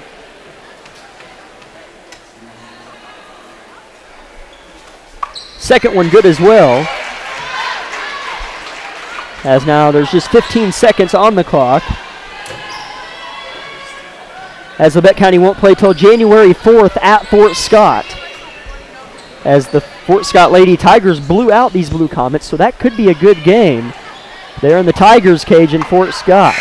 As the buzzer sounds, Chanute can't get one to go in the final seconds. Labette County dominates the Lady Blue Comets here in Chanute, 60-28, as they throw 15 minutes on the clock as the boys come out to warm up. We'll start out with the 2-minute break and come back with post-game stats and breakdown of this ladies matchup. And then we have our boys matchup against the number 5 team in the state in 4A, the Blue Comets. So that could be a good game, our boys matchup. So we'll go ahead and start with a 2-minute timeout and come back with the post-game show here on KLKC.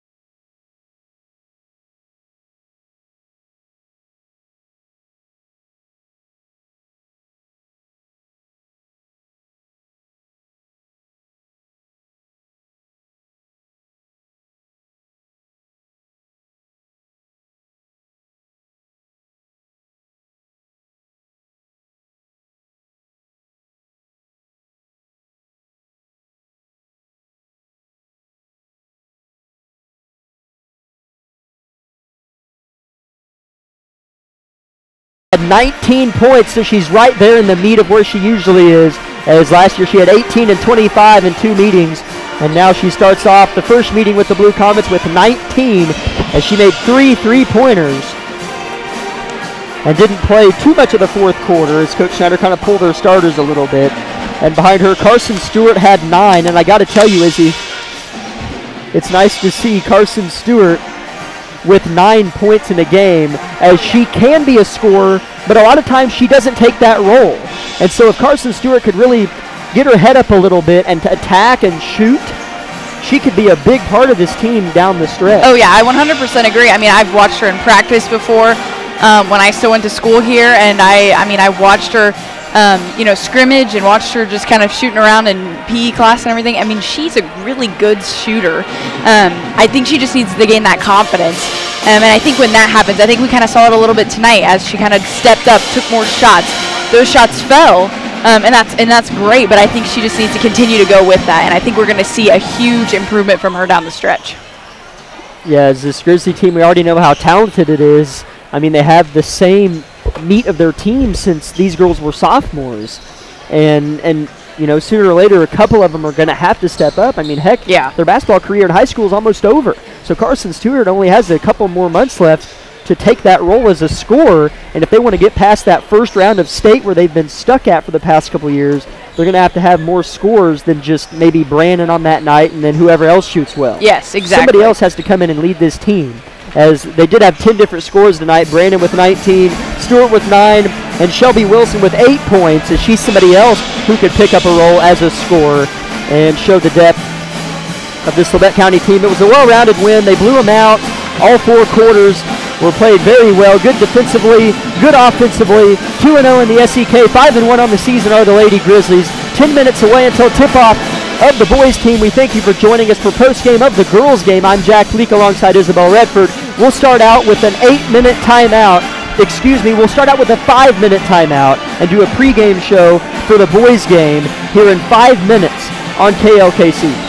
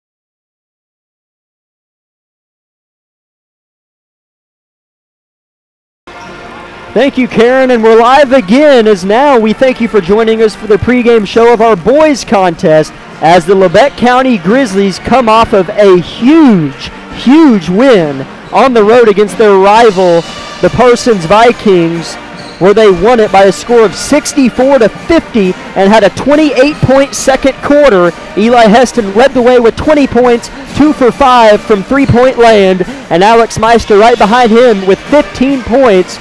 And then rounding out the deadly trio that night is Hudson Baker with 9 points. And Izzy, I was out of town, but you were at that game. I was. They owned Parsons for about all three quarters. Pretty much. Because at the end of the first quarter, it was 5-6. Yes. And then after that, all Labette County. I honestly couldn't believe it. I felt like a different team was out there. They were confident. They were playing textbook defense. It was insane. They were getting rebounds and boards. It was just a fun night to be there and a fun night of basketball. So yeah, I was really impressed by the boys this time around. As Eli Heston, I mentioned, scored 20 points. He kind of took over, had a couple big buckets down the stretch when Parsons was trying to make a couple pushes. Eli averages 12.4 a game. Alex Meister averages 13.4. So that's a really good duo there. And then Hudson Baker averages 5.4, and Griff Eaton averages 7.8. And Hudson's 9 points, I'm telling you, Hudson, if this Labette County team, if Eli scores his average 12 a game and Alex scores 13, Hudson, they need to have that big man up there around 10 points a game. Yes. And Hudson showed that Tuesday. It was even allowing for Eli and Alex to drive, he was clearing out the lane, getting those guys out of there. But when it really mattered, he was going up and putting up shots, and that's what really impressed me. I think he's finding his confidence. He's not afraid to go up into the basket anymore, and he's not afraid of contact. He drew some great fouls, went to the line a few times. So yeah, he really impressed me, and I hope we see that again tonight. I hope that they don't come off of this win and just are like, oh, we're in the driver's seat now. They need to just keep being relentless and keep just putting the gas pedal on, and I think we could see some really great basketball tonight. Yes, Hudson Baker, you mentioned doing things aside from scoring. He averages the highest on the team, 3 offensive rebounds a game, which may not sound like much if you don't follow basketball, but 3 offensive rebounds a game, that's pretty good. Yeah. That's notable. So Labette County really, if they can dominate the boards and get shots to fall, they can beat a lot of teams. But then again, if a lot of teams in the state shoot the ball well and dominate the boards, they can win games too. Yes. So, if you're Labette County, what separates you from these other teams? And I look at it as experience. You bring back everybody but Trent Brock, who didn't score that much. So you bring back essentially 90% of your scoring. Yeah. And they hadn't really played like that. These guys, up until that win against Parsons, obviously they were winless at 0-4. Yeah. But they hadn't played like they had been there and done that. They had played like, this is our first go-around. What's happening? Like, we get in the hole, we don't know how to respond. And I would agree with you on that. And I think part of it was just kind of finding the balance of kind of the groove of everybody in chemistry. But, even just watching them out at the Circle tournament, you're right. It did seem like just a young team. And you're kind of like, is this what the rest of the season's going to look like? So the Parsons game definitely gave me hope that we're going to be able to see a lot different team going into this next half of the season. And I hope we do, because you're right. They're very experienced. I know each of these guys shoot well, play well. And so it's just one of those things that they just need to keep going with that. They've got the momentum in their favor, but they just need to continue to go with that. As we're about a minute and 10 seconds away from the beginning of the game, Chanute, not an easy opponent, ranked number 5 in the state. And Cam Koster scored over 40 points in their last game at Fort Scott that went into overtime. So we'll take a 60-second timeout. When we come back, we'll have starting lineups and tip-off for you here on KLKC.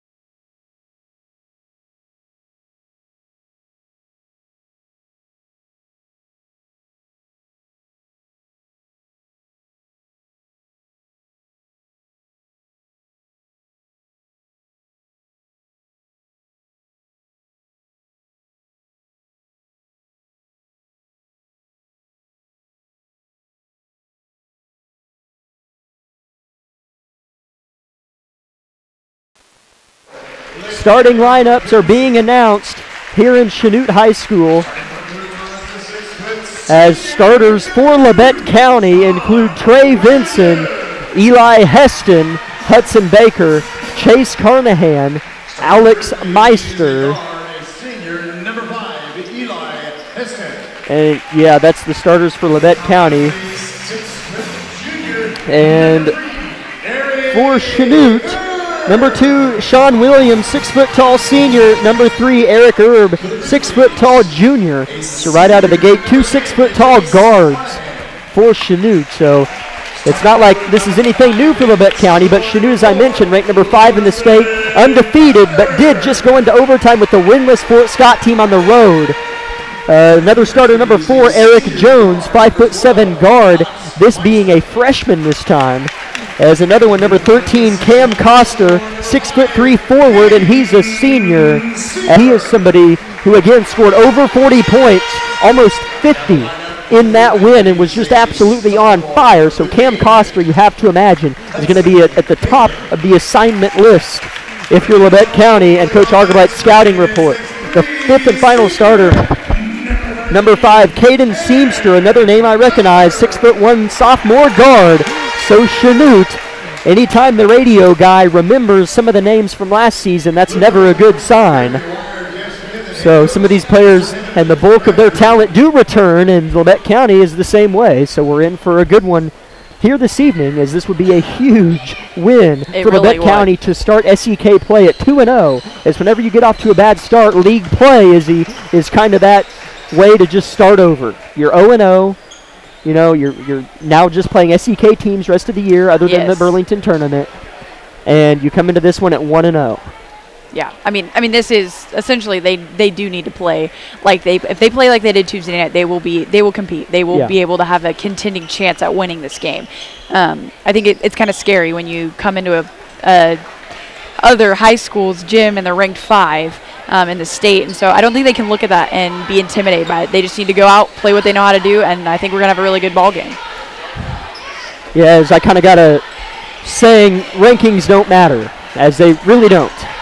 As like I said, Fort Scott not ranked in winless and could have beat Chanute in overtime. As the ball is inbounded here, and the tip is won by Labette County as Hudson Baker wins it, tip back to Trey Vinson, and the Grizzlies own the opening tip in the hands of Chase Carnahan as he crosses the logo. Now Trey Vinson on the right wing. Vinson harassed on the perimeter by Jones. Now Heston has it. Now back to Vinson at the foot of the logo. Vinson working on his man. Nothing there. He's guarded by Jones. Flips it to Heston in the corner. He's guarded by Williams. Ball inside to Baker, and he scores. 2-0 Labette County, and that's exactly where they need to play, I'm telling you. As Chanute with the basketball, trailing 2-0 here, not even a minute into the game. As Koster has it on the right side, guarded by Carnahan. Ball's now in the hands of Williams, guarded by Vinson. Now Koster underneath, has it stripped away, and here comes Labette County. Skip up ahead, now that pass is intercepted, a careless turnover, and a huge opportunity for Labette County given up. Here's the Blue Comets, here's a three-pointer on the way from Erb, too strong, rebounded by Baker. Looks like we're in for a fast-paced game. Yes, we are. And I was going to say, Labette County really needs to capitalize on any of these missed opportunities by the Comets, because if they don't, that is how we're going to see a deficit in this game really quick. As Carnahan has it off of the handoff from Vinson. Now Heston has it. Switches from left to right. Gets downhill, and his layup's too strong. As Heston is somebody who's really good at finishing at the rim. And then I think we either have a carry or a backcourt violation. I think it was a carry. So turnover Chanute, it's Labette County basketball. Because there have already been a couple opportunities where it could easily be 6-0 Labette County, or at least 4-0. But it's the name of the game, and it's not. Labette County has it up by 2. Minute and a half in. Vinson has it. Crosses over, gives it to Vinson on the left wing. He's guarded on the perimeter by Seamster. He'll give it to Carnahan now. Carnahan trying to work on Erb. He'll give it to Heston off the slip screen, drives baseline, good bounce pass to Vincent, and then a good pass for Baker, but Baker wasn't ready for it, tumbles out of bounds. And Izzy, that is another thing that I noticed when I went back and rewatched the Parsons game. Baker has to be prepared to receive post-entry passes at any time. Yes, I was just getting ready to say that. That is something that, especially with Eli and Alex, they like to do those fast passes in, and I think Baker could potentially have a lot more scoring opportunities if he was looking for those passes more. Ball's on the right side to Seamster. If Baker would have been ready for all these passes, he would probably be up there in the 8 or 9 averages. There's an and one not quite falling for Williams, but he is fouled. And he's at the line shooting 2.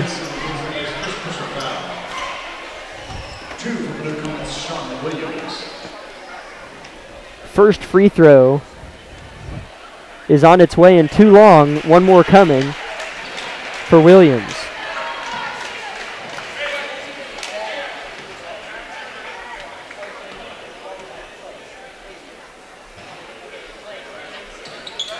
It's strong as well, so another missed opportunity to tie it for Chanute. Labette County with the ball with a 2-point lead. 5.5 to go in the first quarter as Vincent has it. Now Heston on the right-hand side. Set play, Vincent, left wing. Has the step, takes it, now gives it to Meister in the corner. Meister switches from right to left and gives it back to Vincent on the left wing. Vincent shifty, gives it to Carnahan at the top of the key. Now Meister on the right side. Now Vincent, now back to Baker. Guarded by Koster as the pass thrown to Eli Heston. What a save as the pass was going to go out of bounds and Meister underneath can't finish. And then I think a foul going the other way on Hudson Baker. But what a save by Eli Heston on the pass out of bounds. Yeah, that was great effort by Eli Heston on that play. His first personal second team foul. Williams, the point guard again, 3 minutes into the ball game. Labette County leads it 2-0 here on the road. Looking to stay undefeated in league play, as is Chanute. Ball's in the hands of Erb on the near side. Now back to Koster towards the top of the key. Now on the far right wing, Williams has it. Williams guarded by Vincent. Now on the left side, right back. He'll get it.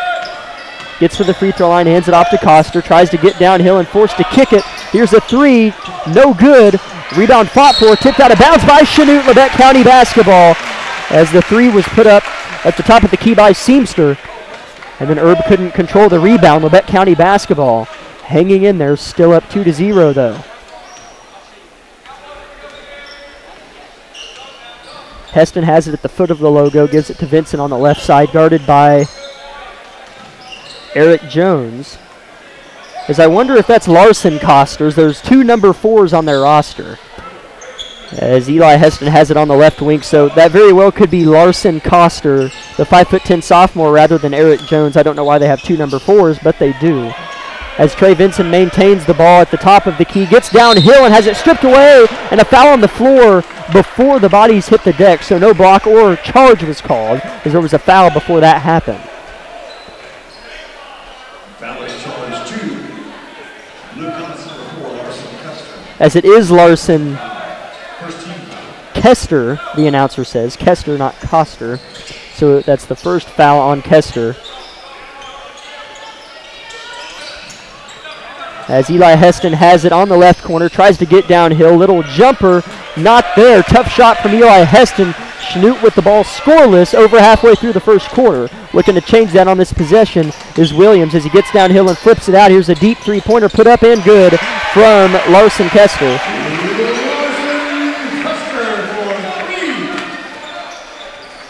As Vincent has it as he crosses the logo.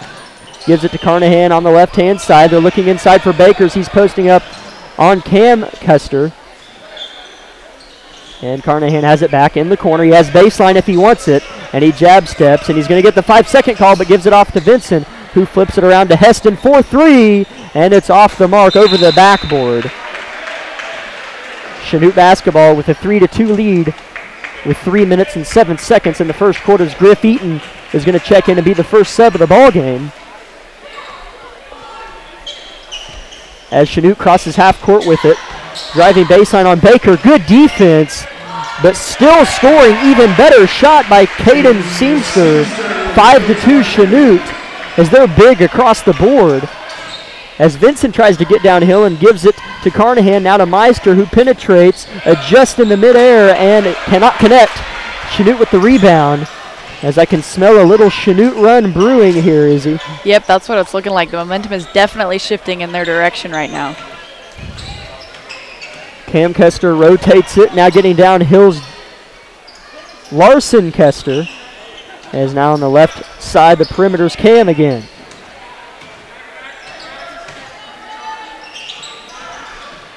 As Larson Koster has it now. Stops at the free throw line and poked away from behind from his brother Cam. I'm assuming they're brothers. They don't look alike as Cam gets underneath, can't score. And here goes Eli Heston off the rebound. So some roster confusion here on my part. 5-2 Chanute leads it. Ball in the hands of Eli Heston. He's fouled by Larson Koster, 5'10" sophomore, with under 2 minutes to go in the first quarter. Our first sub for Chanute. Chanute coached by Devin Crabtree. Assistant coaches Jeremy Wire and Jeff Smith. The substitution, Parker Manley, and John Redford comes into the game. As there was Griff checked in earlier. So John Redford replaces Chase Carnahan as the ball is inbounded to Meister. He doesn't like what he has, and he'll give it to Eaton. Eaton loses it, but gets it back and hands it off to Heston. Throws it back to Meister, has baseline, puts it up off of the glass, and then a charge is called. As if it would have been a block, it would have been an and one, but the charge was called, so no basket. Chanute coming the other way with it.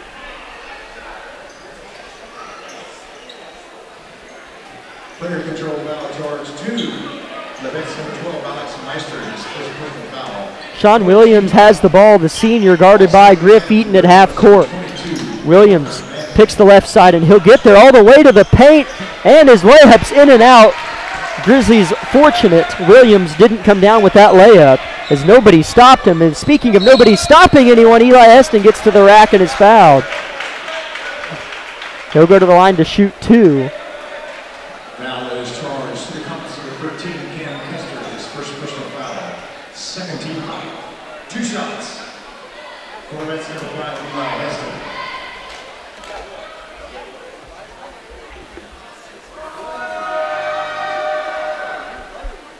First free throw well short for Heston.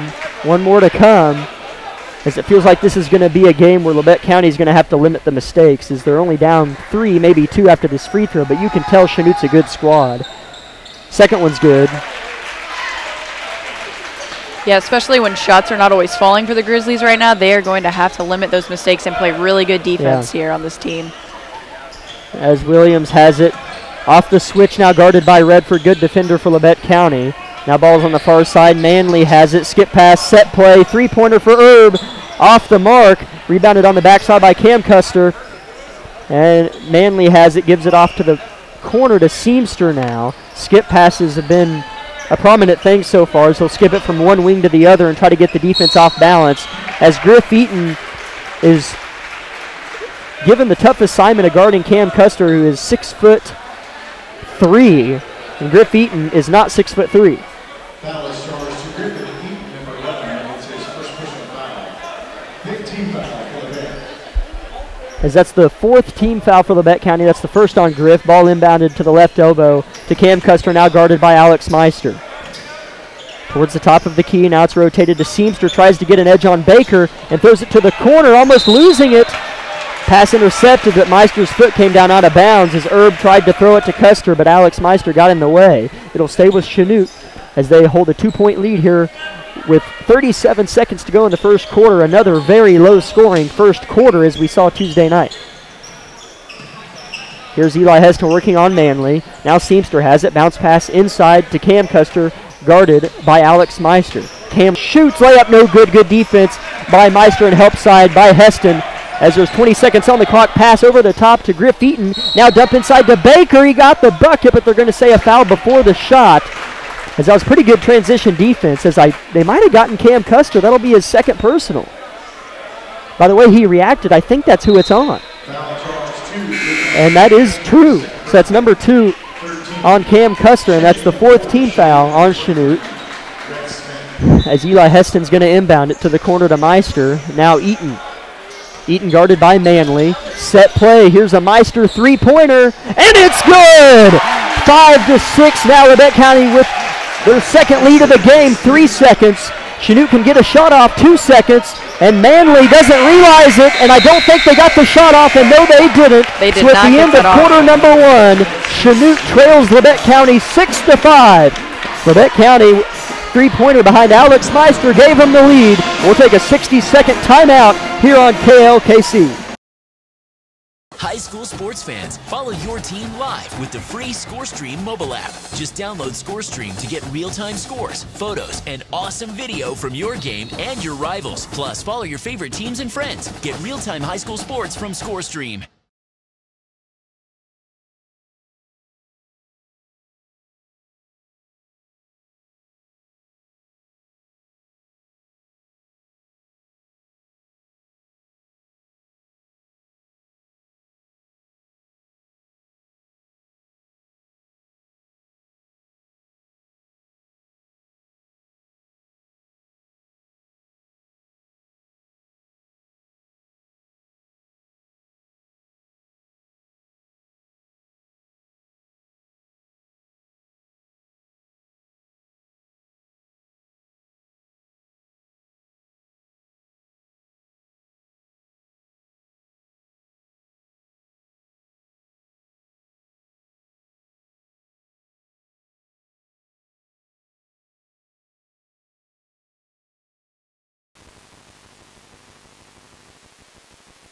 At the end of one quarter here in Chanute, Labette County holds a 1-point lead over the home team, the Comets, as Xavier Phillips comes into the game. On the court for Labette County on this defensive possession is Griff, Eaton, Hudson Baker, Eli Heston, Xavier Phillips, and Chase Carnahan as a pass by Manley's deflected by Heston, but back in the hands of Manley. Switching right to left. Now towards the top of the key is Erb. He'll give it off to the far side. We have a new Comet. That's Rhett Smith. He's a 5'11" sophomore guard. Driving baseline and scoring is Sean Williams, the starter. 7-6, Chanute retakes the lead. Heston gives it off to Griff. Eaton doesn't waste much time. Little jumper, hits every part of the rim and falls in for Griff Eaton. As Griff had 7 points, that's his average on Tuesday night at Parsons. Labette County back with an 8-7 lead. As a pass out of bounds and able to handle it is Eric Erb back in the direction of Labette County.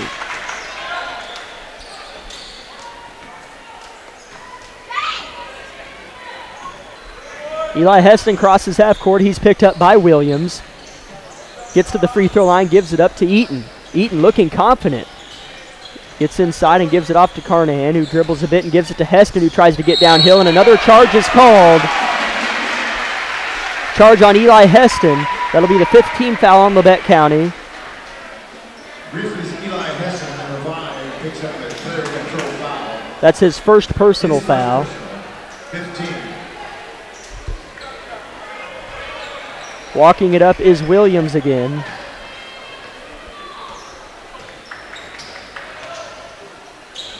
Ball's on the near side in the hands of Manley, guarded by Heston. Heston's been harassing Manley every time he has it. Now Seamster has it guarded by Baker. Seamster tries to get Hudson downhill again and does. And I don't know who they're going to get on the foul. There were a few red jerseys collapsing on the ball. They're going to get Griff Eaton on the foul. That's the 6th team foul for Labette County. That's the second on Griff. Second personal foul. 2 shots for Blue Comet sophomore number 5, Caden Seamster. 2 shots for Seamster. First one is short. Blue Comets scoreless from the free throw line. 1 more to come for Seamster. Best he can do is tie it with this one as Alex Meister and Trey Vinson come off the bench, replacing Griff Eaton and Hudson Baker. Second free throw from Seamster is good. 8-8. 6:38 on the clock. Quarter number 2. Chase Carnahan's going to run point this time. Eli Heston set up on the right wing. Carnahan surveys, finds Vincent on the left side. Now Xavier Phillips at the top. Now Alex Meister off of another screen. Penetrates, fadeaway jumper. He likes him, and it's no good. Ball lands out of bounds. Chanute ball. Yeah, that's normally a shot you're not going to see Alex miss very often. Yes, for some reason he likes to make it hard, doesn't he? but he's good at it. Knotted up at 8, Chanute basketball. Williams, the point guard. Now on the left side in the hands of Smith. Now in the corner, and a beautiful cut and pass as Williams lays it in. He has 4 of the 9, or 4 of the 10. As he gets Chanute back a 2-point lead. Heston gives it off to Meister, who looks to drive baseline, gets his man in the air, and now has nowhere to go with it. He'll find Vincent now. Vincent just inside the volleyball line, setting up another play. Argerbright calls it in. We'll see where they go. Vincent turns, tries to get inside. Good pass to Phillips underneath, and he adjusts and scores. It's good to see Xavier Phillips getting involved. 10-10 is the score. Good pass from Trey Vincent to Xavier Phillips. We now have surpassed the 5.5 mark in the first half. Here's a three-pointer in the corner. Short, no good. Rebounded by Chase Carnahan. That three put up by Herb. Nice pass up ahead to Eli Heston. And it's in and out. As that ball had every right to going in. But it didn't. We do have a foul, though, on the Blue Comets. That's Eric Erb's first personal. 5th team foul for Chanute, so Labette County. Oh, man. As you think, why are you so worried about one shot not going in? It's tied. But you can tell that those points are going to matter later on. Oh, for sure. As off the inbounds play, Alex Meister getting it to go for 2. As that was Alex, correct? Yes, that was Alex. 10-12, Labette County reclaims the lead. Ball's in the corner in the hands of Smith, guarded by Carnahan. As Williams has been the guy to look out for at the top of the key. A three-pointer is long, no good. Here comes Trey Vincent off the rebound. Here's a pass by Seamster, stolen away. Seamster got in the passing lane and a good bounce pass. Tip and out of bounds. It'll be Labette County basketball. Good recovery defense by Labette County in transition. As a couple new Grizzlies check in, it's Hudson Baker and Griff Eaton. They will replace Xavier Phillips and Trey Vincent. 4:41 on the clock. Eli Heston walks it up. Labette County with a 2-point lead on the Blue Comets. Heston calls the play, gives it to Eaton on the right side. He's guarded by Manley. Now Carnahan has it. Meister with it. A set play, double screen for Heston at the top of the key, but he didn't get it. Here's Griff Eaton working the baseline back to Meister.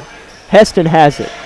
Head fake, got his man to bite, now looks to drive. Good pass to Baker, and he finishes underneath. And that is the exact type of offense that we were missing last season. Yes, I would 100% agree. This is looking like a much better team.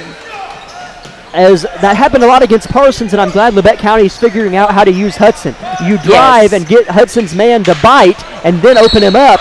As a missed 3, an offensive rebound, and a foul underneath. Has seemed to go to the line to shoot what should be a 1-and-1, as he wasn't shooting. As that's 17 fouls on Labette County, but we'll see what they say. So I think they're going to say it's 2 shots. Yeah, they're giving him 2. That's a wrong call. He wasn't shooting. As if anything, it could have been a jump ball as Chase Carnahan got his hands on it. First one's good. 14-11. Labette County still leads at one more free throw for Seamster coming.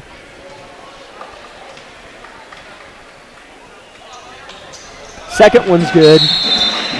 As it looks like Devin Crabtree wants a timeout. It's 30 seconds, so we'll take it. Labette County leads by 2. 30 seconds on KLKC.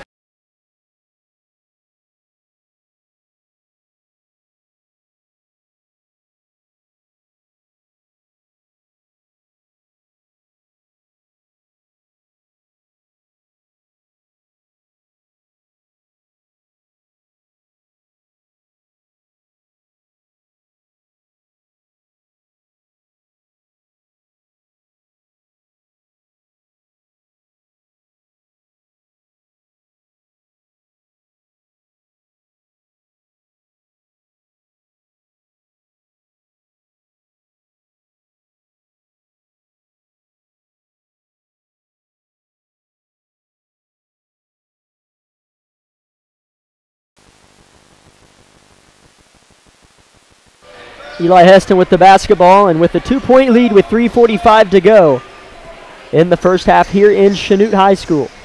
Alex Meister with the basketball, drives baseline, and now throws it back out to the top to Griff Eaton. He's trying to work on Williams. He'll throw it back to Meister. Meister gets Hudson's man to come off of him, and now Hudson's fouled again. And what I'm seeing is Labette County figuring it out. Yes. They know how to use the 6'6" guy now. Yes, and we've seen that the past 2 possessions. I think it's working out great here, and we're putting Hudson on the line this time, and so now he just got to put him away here. As he shot free throws good on Tuesday night, we'll see if he can transition it over to tonight as he gets the first one to go. 3-point lead for Labette County. That's now 16 fouls on Chanute, so now Labette County will be up there at the 1-and-1 at the next foul. One more free throw to come for Baker as the refs are having a word down low with Seamster, whose jersey wasn't tucked in.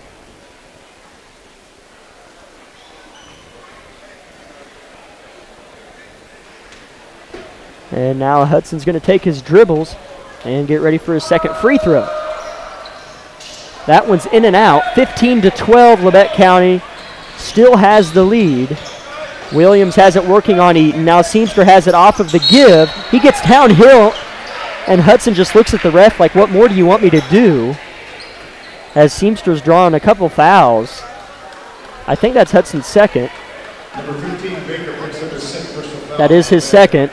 Now Seamster's at the line, fresh off of 2 free throws. He's made 3 out of his last 3. 2 more coming here for Caden Seamster. First one rattles in and out. One more coming for Seamster. As returning into the game is Eric Erb. He replaces Rhett Smith. Second one good for Seamster. That keeps the lead at 2 for Labette County with 3:20 on the clock. Eli Heston running the point, picked up by Williams as always. Chanute in a man-to-man defense, as is Labette County. Here's Heston. Now they switch. Now Seamster's on Heston. He gets it back.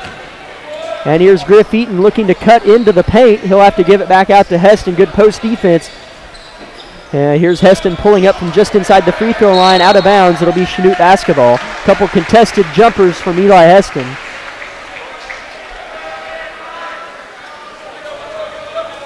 Chanute ball down by 2. Good game here in Chanute. It's been back and forth. It's been a defensive game. Those points have been scored in the paint by both teams. As a good cut, but a bad pass, a gorgeous cut from Larson Koster as he was wide open, but Manley just overshot him. It'll be Labette County basketball.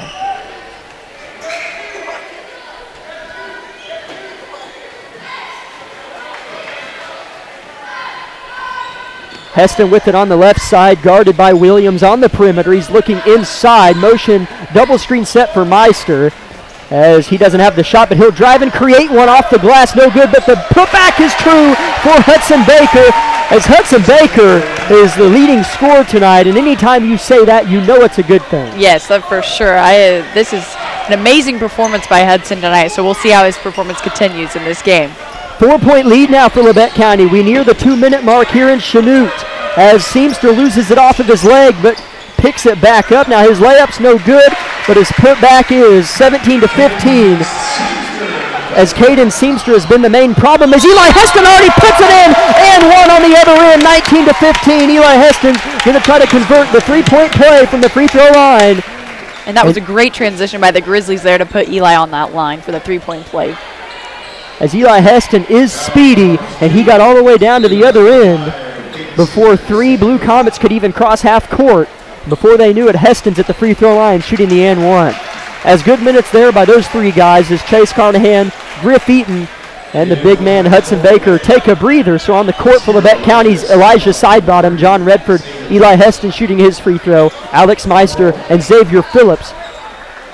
As Heston's and one free throw is good. 20-15, Labette County leads it, under 2 minutes to go. Ball in the hands of Williams. Here comes Chanute. As if you can slow down Williams and Caden Seamster, you're up by 10 in this game.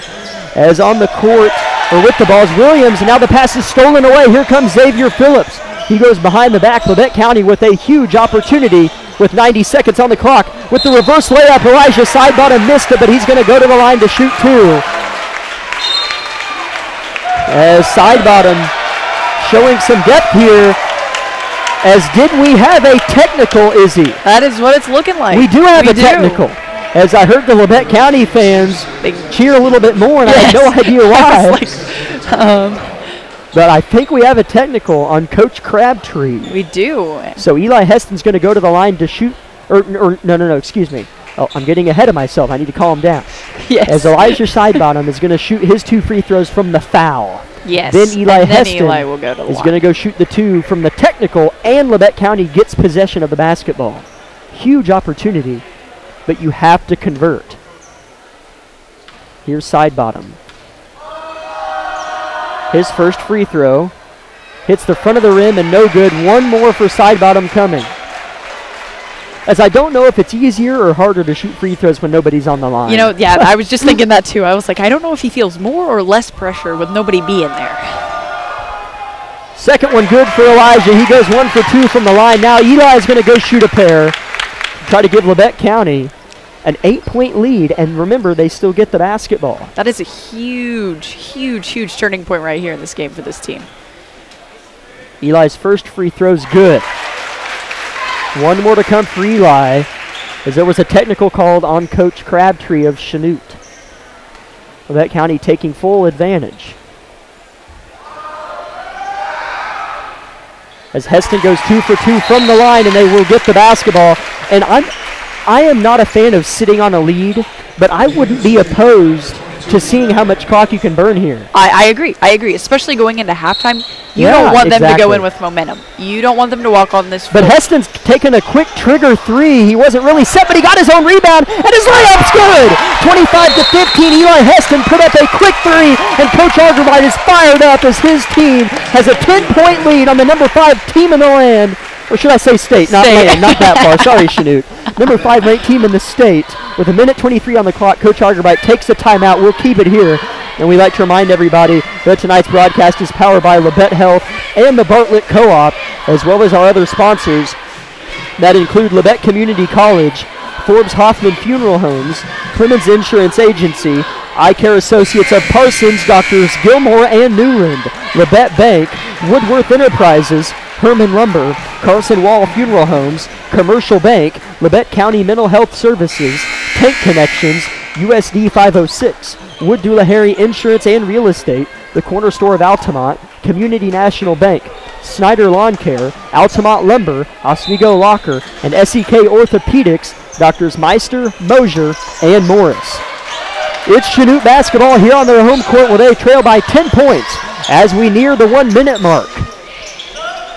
Ball is in the hands of Larson Kester as he's working on Eli Heston. He gives it up now. Eli now switches off the screen and is guarding Erb. Ball's on the left side. Williams guarded by Sidebottom, still in the game. Now Manley has it. Good on the ball defense as well as off the ball. This possession by Labette County. Ball's loose and on the deck. Losing it is Manley. They maintain possession. Here's a three-pointer put up by Erb, and it's in and out. Rebounded by Phillips. Huge opportunity. Labette County can add on to their 10-point lead. Here's Heston pushing the pace. He'll give it to Meister now, picked up by Erb. Now in the hands of Redford on the far side. 40 points as Coach Argerwright calls for one shot, so they're going to hold as long as they can. Just like we discussed earlier, I think it's a really wise choice here for Labette County. As whether you score or not, Chanute can't take momentum out of the break. Exactly. And you're up by 10. As Redford just dribbles on the logo as we near the 17-second mark. As we'll see what Labette County does here. Now ball is in the hands of Heston. 8 seconds on the clock. 7 seconds. Redford, far side doubled. Here's a pass over the top and out of bounds. As he just threw it too far, and Coach Argerwright just smiles and walks away. 3 seconds on the clock. Chanute can get a good look off. They will get something off here.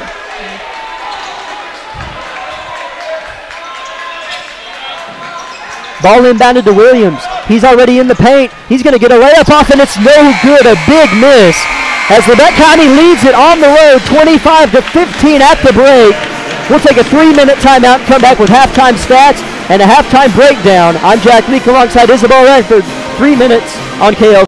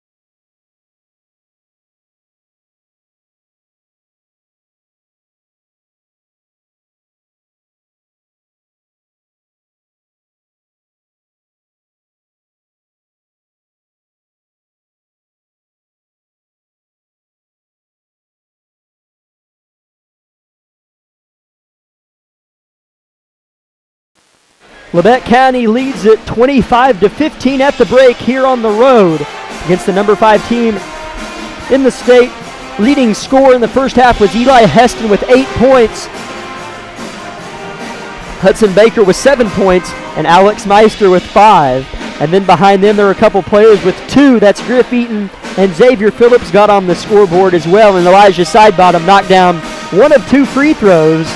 Whereas if you're Labette County, really, Chanute as a whole didn't eat you alive. Just a couple players are the reason why they're still somewhat in this game.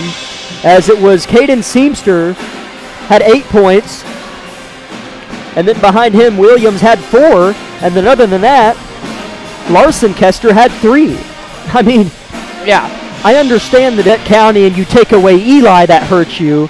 But it feels like Labette County's played much better as a team, whereas Chanute, it's just been all, okay, who can do well on this possession? Yes. And then the next possession, okay, who can make something happen? Whereas for Labette County, you don't know who's gonna score, make the play. Which is great because effort. that's what makes a good team, because you're not just going, oh, we have to shut so and so down, or we have to shut. It's everybody, and that makes it harder to guard, because anybody could be a playmaker at any given time. Yeah, as I was saying earlier, in the first quarter, as we had another low-scoring first quarter, there was a much higher-scoring second quarter, as Labette County had 28 points in the second quarter on Tuesday night. They didn't quite have that today, but they honestly got pretty close. Yeah, I know. I was kind of looking at it, watching as the score go up. I was like, are we going to see another repeat of Tuesday night? And, I mean, they're playing very similar. I think they were a little timid at first because coming out against the Chanute Comets, but honestly, I'm really impressed with how they have come out, and they're just playing like they did Tuesday, and I think that's a really, really good sign for this team. Yeah, what I see, what I saw on Tuesday night and what I've seen for one half, now we still have one half to go. Yes, but what I have seen for one half tonight and all game on Tuesday is a team that has figured it out. Yes. And you fill in the blank on what you want that to mean. But what to me that means is how to score the basketball. They couldn't score last year. No. I mean, they had games where they shot well, but every team has those games, even bad teams. But they actually know how to efficiently and effectively get downhill and score. And consistently score, too. Yeah. Like, and they know how to use their big man, too. Yes. And I think that's what we saw on Tuesday, is that clicked for them. And we're seeing that tonight, is just because they come into a game where supposedly a team's going to be better than them, they don't let that stop them from running their fundamentals, figuring out how to get the ball down the floor, moving their feet on defense. Now, they were kind of a little sloppy kind of late in this first half on that, so I hope that the second half we see a little bit more moving of their feet, getting a little less of the ticky-tack fouls. But overall, like you said, they're figuring out how to score, and they're figuring out how to do it well. And I think that's what's going to help this team more than anything for the rest of the season. As we're just under 4 minutes away until the beginning of the second half, don't go anywhere. It's going to be a good finish here in Chanute as Labette County leads it by 10. We'll take a 3-minute timeout. When we come back, we'll have second half action here on KLKC. This is Labette County Grizzly basketball.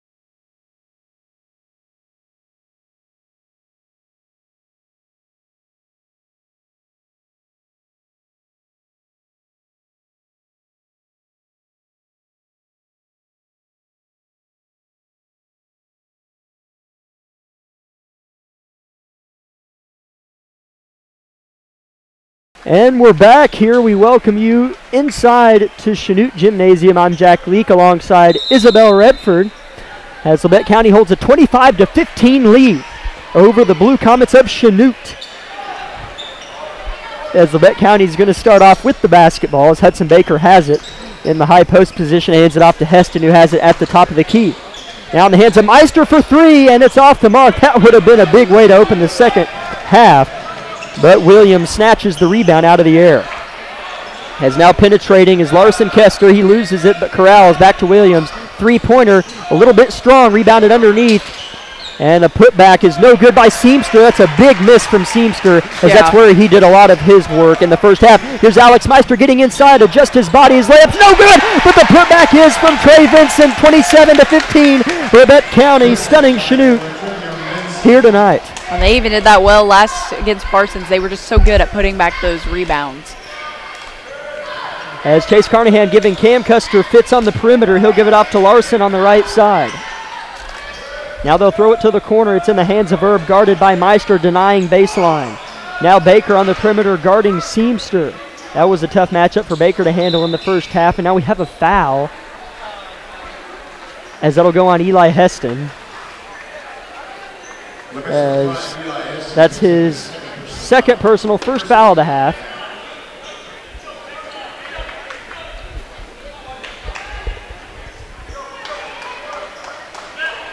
Ball being inbounded by Williams under their own basket. He's guarded by Vincent. He throws it over the top to Cam Koster. Quickly defended by Chase Carnahan. One of the better defenders on this team as Koster tries to take him downhill. Adjust off the glass, no good. Ball tipped, rebounded by Meister. Here comes Labette County as a bad pass, but it's tipped out. Luckily, they got lucky on that one. Man, as it was the right idea, but just too late. So Labette County has the ball. Coach Argerbright calls in a play. They lead it by a dozen. Here's Vincent with the ball. He picks the left side, hands it off to Carnahan. Erb got a hand in there, but he got it back. Meister, they're looking for the big man. Ball being worked around the perimeter, and Eli gives it to him. Baker backs down Koster, turns, shoots with the right hand, no good, and the ball tipped out. And it'll stay with Labette County. Big time tip outside. Good pass. What a cut. What a finish by Trey Vincent. Oh my goodness, that was one of the best possessions I've seen in years from Labette County. That was amazing. The effort was there all the way through, and what a finish. What a finish. Offensive rebound, and Hudson Baker with the best pass I've ever seen him deliver. And we have a foul. Labette County wanted a jump ball. It looked like it, but it's on the other side of the court, so I won't dive too deep in my argument there. It'll be a foul. Foul charge 2. Let's see who they get. Trey Vincent, that's his second personal foul. Second team foul on Labette County. They lead it by 14. Good inbounds and good play. But the layup's no good by Seamster. And why isn't that a foul? Great question. That is a really great question. Labette County coming the other way as riding the back of Baker was Seamster. Here's Eli Heston for three. It'd be a big one. And he got it. Eli Heston, Labette County lighting it up here in Chanute. They lead it 32-15. I am shocked that Coach Crabtree doesn't want a timeout. Labette County pressuring the ball. Cam Koster guarded on the perimeter by Chase Carnahan. He spins, and a foul is called.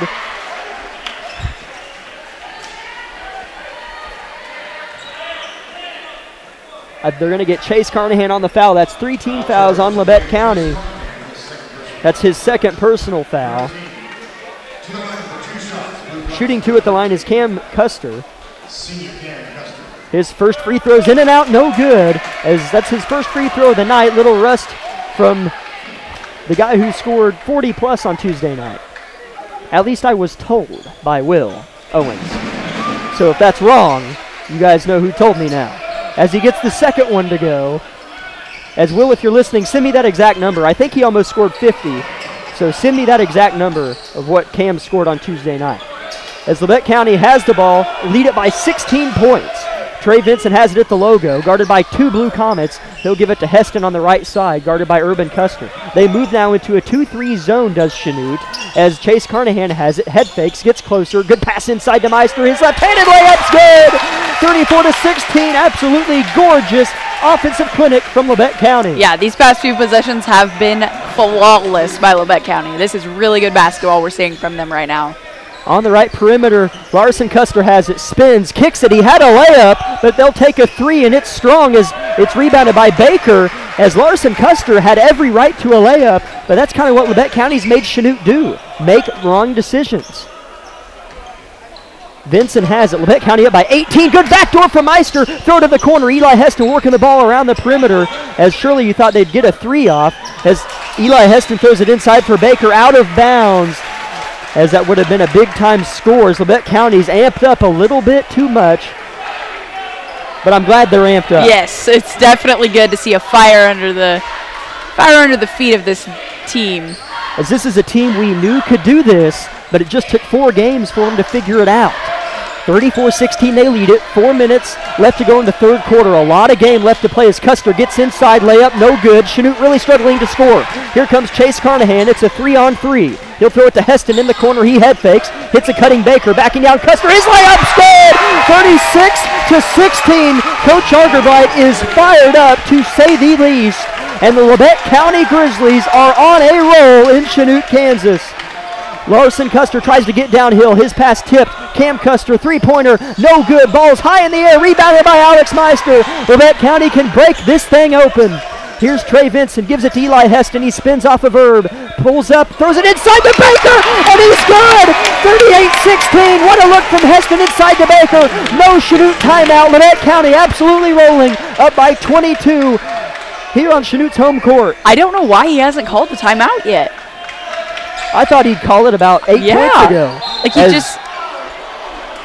he was just like, I don't know, like when your team does not have the momentum like this, like Labette County is just running away with this right now. And I'm not sure if he's scared to, I don't really know what he's thinking, but I feel like a timeout should have been called by now. As Caden Seamster got inside and got fouled. So Seamster's shooting 2. He was the main man in the first half. That free throw's good. Now help me.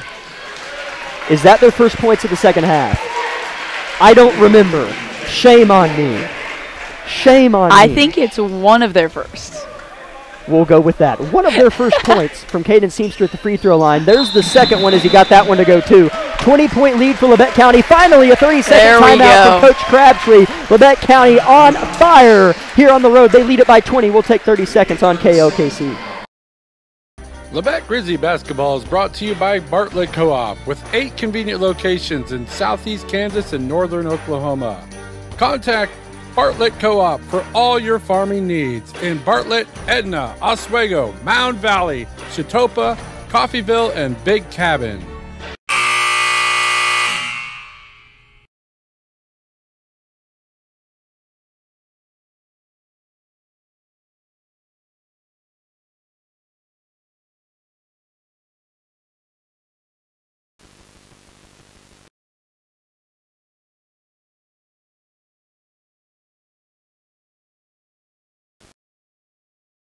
Labette County leads here on the road against the 5th-ranked team in 4A, the Chanute Blue Comets.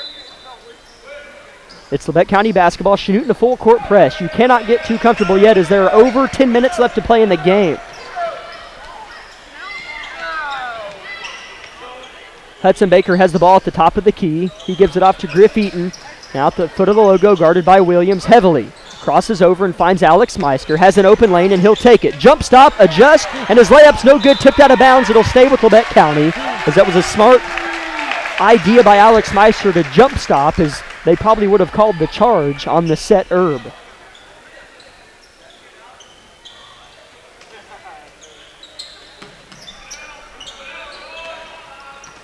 Ball inbounded over the top to Griff. Eaton set play for Meister. Far side 3 off the front of the rim. No good. Here comes Sean Williams. Chanute trying to push the pace and flip the script. Here's a three-pointer by Seamster. It's good. 38-21 is the score. As just like the Parsons game, Chanute's too good of a team to put in a can all second half. They're going to go on a run. It's how you withstand the run is what matters. How I talked about in the Parsons game, they have to stay on the gas here. Like, they cannot let up, because the second they do that, we're going to see a run from Chanute, and then the score is going to close real quick. As on the offensive rebound off of the Heston jumper miss, Hudson Baker gets called for an over-the-back call, so that's going the other way. That's his third personal foul. And the 5th team foul for Labette County. Chanute yet to foul Labette County in the second half, still down by 17.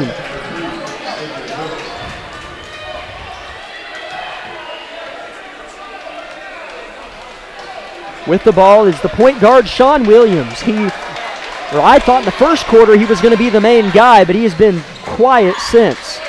Ball's in the hands of Erb at the top of the key. They throw it inside to Cam Koster. Redford tries to take the charge, and they won't call it as Cam turns and scores. 15-point Labette County lead. As the last thing you want to do is start to rush here. Like Izzy said, keep your foot on the gas pedal. You got to do it wisely, though. As Eli throws it into Hudson, he turns and he's swatted, but Redford gets it back. Redford's little jumper, no good. Here comes Williams. Williams coming the other way. He's pushing the pace. He gets inside, kicks it out to the corner. Now Seamster has it traveled. What a good call. As I didn't think he was going to call it, but that was a good call by the referee as Seamster shuffled the feet. As Labette County, oddly enough, it feels like they needed a Chanute turnover to happen. Yes. They needed the game to stop. Coach Augerbite sent in a couple subs. He's got Alex Meister back in the game and Xavier Phillips. Just need to go slow, reset the tempo, make wise offensive possessions here.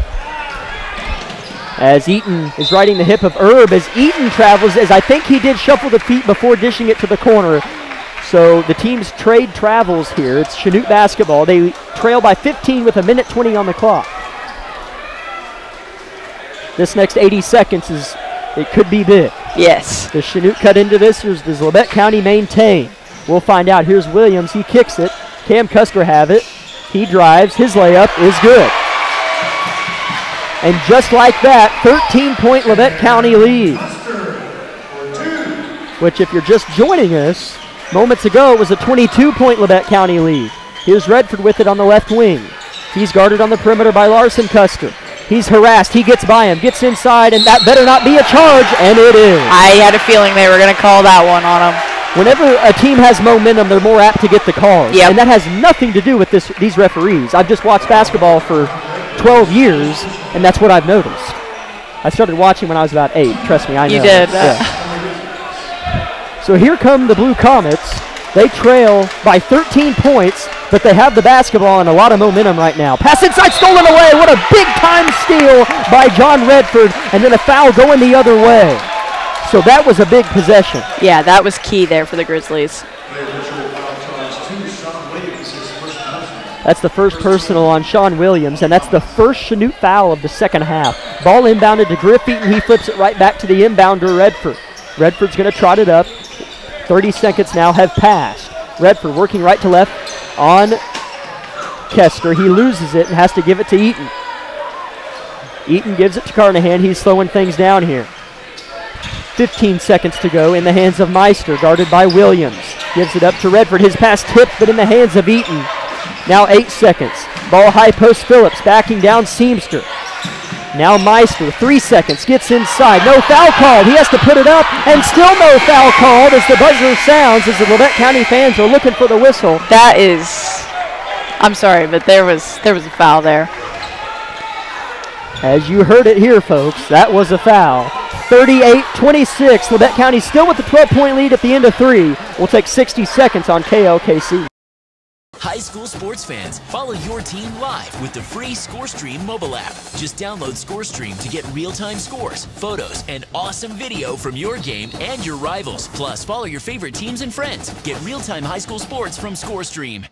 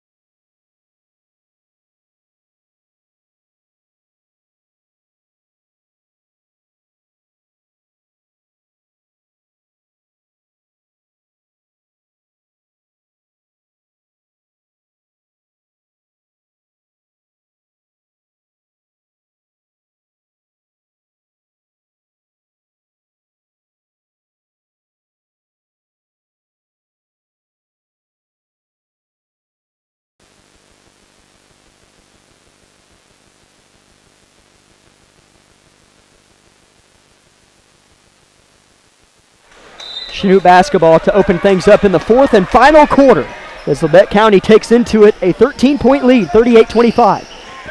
Labette County owned the third quarter.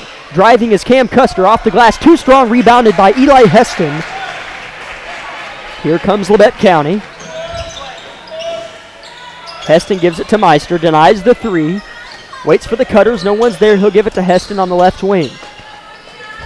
Heston gives it to Redford, who stepped out of bounds prior to catching it, and he'll throw it inside to Phillips. Phillips faces, gives it to Meister in the corner. He probes a bit, shoots a fader, and got it. Big time shot from Alex Meister. That's his bread and butter. Lead back to 15 for Labette County. Here's Sean Williams, guarded by John Redford. Now Seamster has it on the right perimeter, guarded by Meister. Ball being worked around the perimeter as Williams finds a crease and exploits it, but has to kick it to the corner to Seamster. Redford attempts another charge, but Seamster missed the layup anyways. It's Labette County ball. As I think that's what Coach Argerbright wants Redford to do. Yes, I was going to say in years past, when they put him into guard, they always tell him try to take as many charges as he can. So I think that's Coach Argerbright's strategy for John. Heston has it in the paint and walks it back out. He's guarded by Cam Koster. Switches right, now goes left. Hits Alex. He penetrates, gives it back to Heston. Head fakes, gets his man in the air. Alex Meister open three. It's good! 43-25. Labette County on a 5-0 run and a much-needed one after a Chanute run to end the third quarter. Here's Sean Williams, dribble drive, handoff to Koster. Out of control, drive, and he traveled. That was the right call there. That was the right call there. Trey Vincent and Hudson Baker check back in, replacing John Redford and Xavier Phillips. And something to note, this is the best the Grizzly bench has played all year. Yes, I would agree as well. The Grizzly bench has been huge. The starters have done a lot of the scoring, but the bench has been, had a huge impact on this game. Labette County looking for that 20-point lead. Alex Meister wide open with the feed from Eli Heston. It's good. 45-25.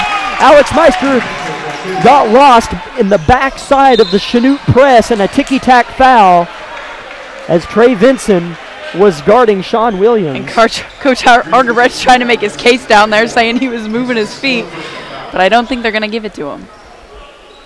As a lot of the times refs don't take back the call after someone complains. Never understood why.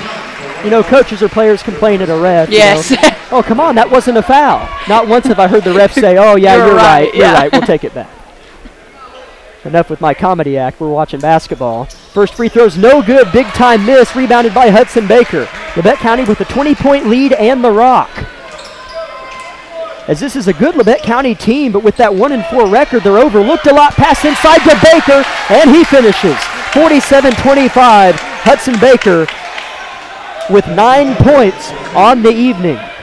He didn't score in the third quarter, but did just there. Labette County back to that 22-point lead. Seamster's three is no good, barely hit the front of the rim. Here comes Labette County. This is a team we knew they could be for a year now, and it just took them a little bit to figure it out. As Eli Heston got caught traveling, turnover Labette County, still with a lot of momentum.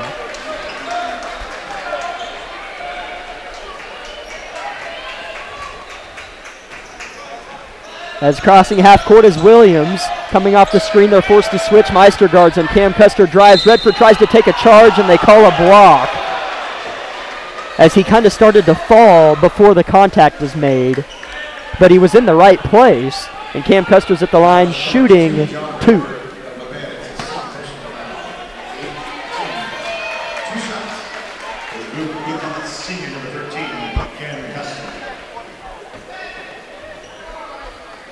First one's no good. Cam Koster's been off tonight. He picked up an early 2 fouls and didn't play for the back half of the second quarter. And it was confirmed that Cam had 43 points in the last game against Fort Scott. That went into overtime as he gets the second one to fall. We have a timeout. It's a 60-second timeout, so we'll take 60 seconds on KLKC. This is Labette County Grizzly basketball.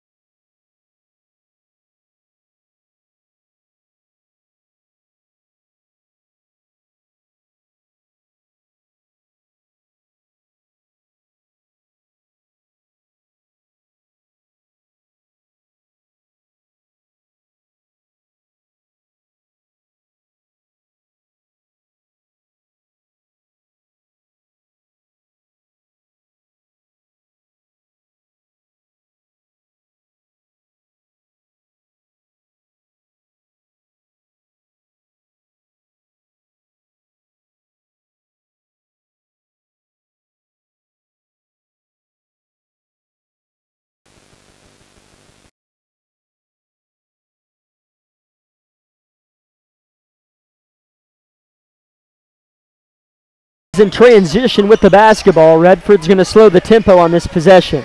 Under 5 minutes to go, Labette County leads it by 21. Baker trying to back down Seamster. He's doubled and forced to kick it out. Good kick to Meister. He drives and a charge.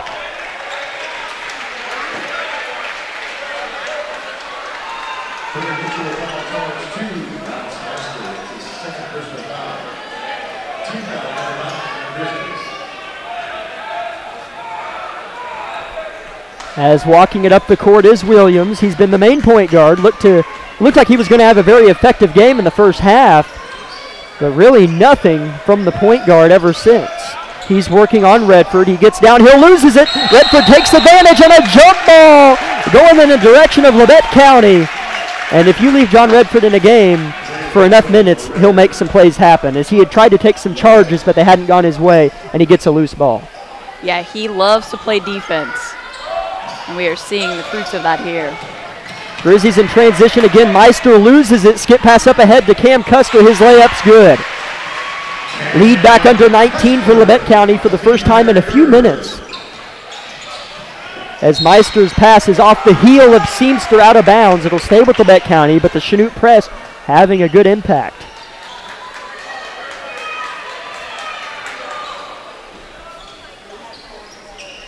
Chase Carnahan, the inbounder. He finds Redford. Redford has the sideline and takes it. Skips it up ahead to Baker. Too long. As Coach Argerbyte just looks at John and says, slow down. Slow down, yeah. As he had Meister on this side. He did. I just don't think he saw him. 4 minutes now left in the game. Shoots ball. They trail by 19. Heston gambles on a pass and gets behind Larson Koster. He has an aisle and takes it and is fouled. Misses the layup, but he's shooting two. Coach Argerbyte puts his hands on his face and just looks up at the skies. It feels like every time Larson Koster has got inside the paint and attempted a shot, they've called a foul. As that's 4 personal fouls on Hudson Baker, 10 team fouls on Labette County.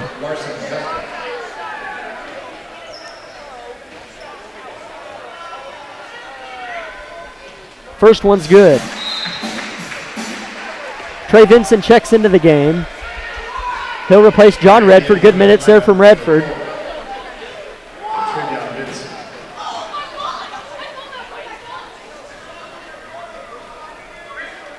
Second free throw is short, no good. Rebounded by Baker. What a nice box out and rebound, but his pass is intercepted. And then Cam Custer's putback is no good, but he's fouled. So a quick turnaround as Baker got the good rebound, but his pass was quickly intercepted. And a foul called. Cam Custer at the line shooting two. I think that'll be 5 now for Hudson.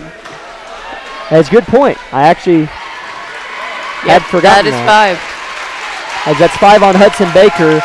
Arguably his best game of the year as he gets a standing ovation from Labette County's crowd as Coach Argerbyte eggs him on. Hudson Baker has turned into what we knew he could be the past couple of games. Labette County fans still cheering him on as he takes the seat for the final time.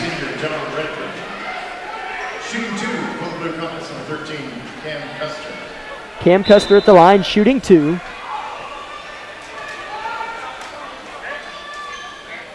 First free throw's good. 30-47 is the score. Labette County on top. 3:54 on the clock.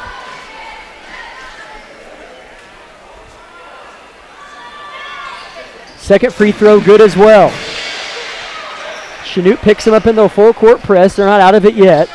Eli Heston, the inbounder. He's doubled in the corner and finds over the top Trey Vinson, who tips it to Carnahan. As Coach Argerbyte wants a 30-second timeout, and that's a good timeout. We'll keep it here and remind everyone one last time that tonight's broadcast is powered by Labette Health and the Bartlett Co-op. And we'd like to thank our other sponsors as well. Those include Labette Community College, Forbes Hoffman Funeral Homes, Clemens Insurance Agency, Eye Care Associates of Parsons, Doctors Gilmore and Newland, Labette Bank, Woodworth Enterprises, Herman Lumber, Carson Wall Funeral Homes, Commercial Bank, Labette County Mental Health Services, Tank Connections, USD 506, Wood Doolahary Insurance and Real Estate, the Corner Store of Altamont, Community National Bank, Snyder Lawn Care, Oswego Locker, Altamont Lumber, and SEK Orthopedics, Doctors Meister, Mosier, and Morris. Labette County leads it by 16, the smallest margin it's been since the third quarter. As Chase Carnahan, the inbounder, looks over the top of Herb and throws it high, and it's intercepted. Here comes Seamster laying it in for 2. As the Chanute Blue Comets have cut it to 14, as Coach Arkwright crosses his arms and calls for Griff Eaton to go to the scores table. Eli Heston breaks the press, gets downhill, throws it to Meister. He has an open layup, adjusts, can't get it to go, gets his own rebound off the glass, can't get that one to go. Here comes Cam Koster in the Blue Comets. As you can't panic if you're Labette County, as you still have a 14-point lead with 3:20 to go, as Cam Koster is called for a travel. And my, oh my, that's a big-time call. It was the right call, but just a big-time mistake from these Blue Comets.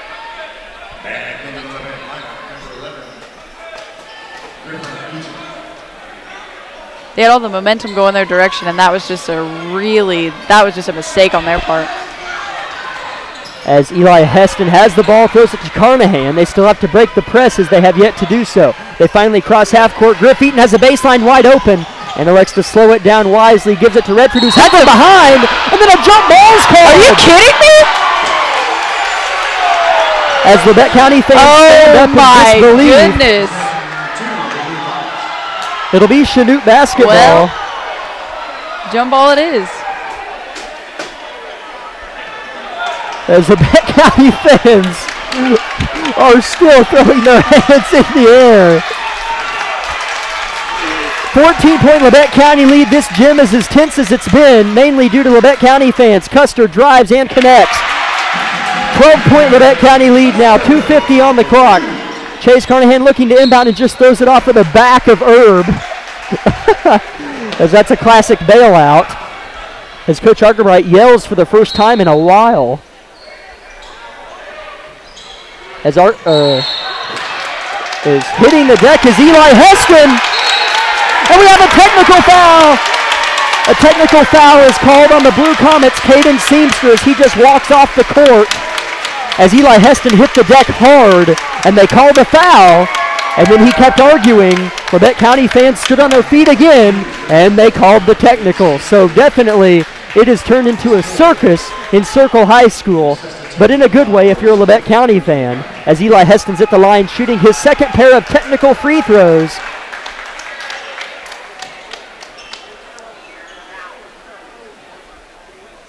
As I believe we just had our first fan ejection. I could be wrong. Anyways, that doesn't really matter. There's a couple being escorted, but I could be wrong on why they were leaving. 12-point Labette County lead. Eli Heston at the line, shooting 2 technical free throws, but he got fouled as well, is he? That is true. So are they going to give him those 2? So I think he's shooting 4. Yes, they would. So he should be shooting 4. His first one is in and out, no good. Should be 3 more coming. The ref says 1, but I think he'll get 2 more for the foul. Yeah.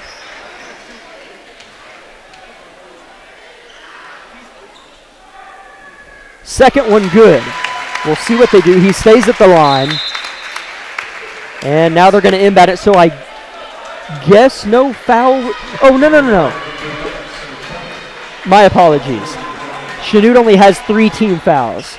Oh, so he wouldn't shoot free throws anyways. I was looking at Labette County's foul count. My apologies. No, you're good. Carnahan inbounds it to Heston. Wide open on the backside. Griff Eaton laying it in for 2. Labette County back out to a 15-point lead. And you can exhale if you're a Labette County fan as Larson Koster gets the and one, so hold on. Suck that breath back in. You can't exhale quite yet. 37-50, 13-point Labette County lead. 1 free throw coming for Larson Koster. As this game for Chanute doesn't really have the feel of a comeback, as they haven't really lit it up at any point in this game. No, there's never been. I mean, they might have been like on a 4-point run or something like that, but it was never anything where they truly pulled away from Labette County in any way. Said. 1 free throw for Larson Koster's good. He's had a fine game tonight. He's played a good game. As we have a timeout, Coach Crabtree. We'll see how long it is before we step aside. Labette County leads it by 12 with 2 minutes and 31 seconds on the clock. It's a full timeout. We'll take 30 seconds, not 60, on KLKC.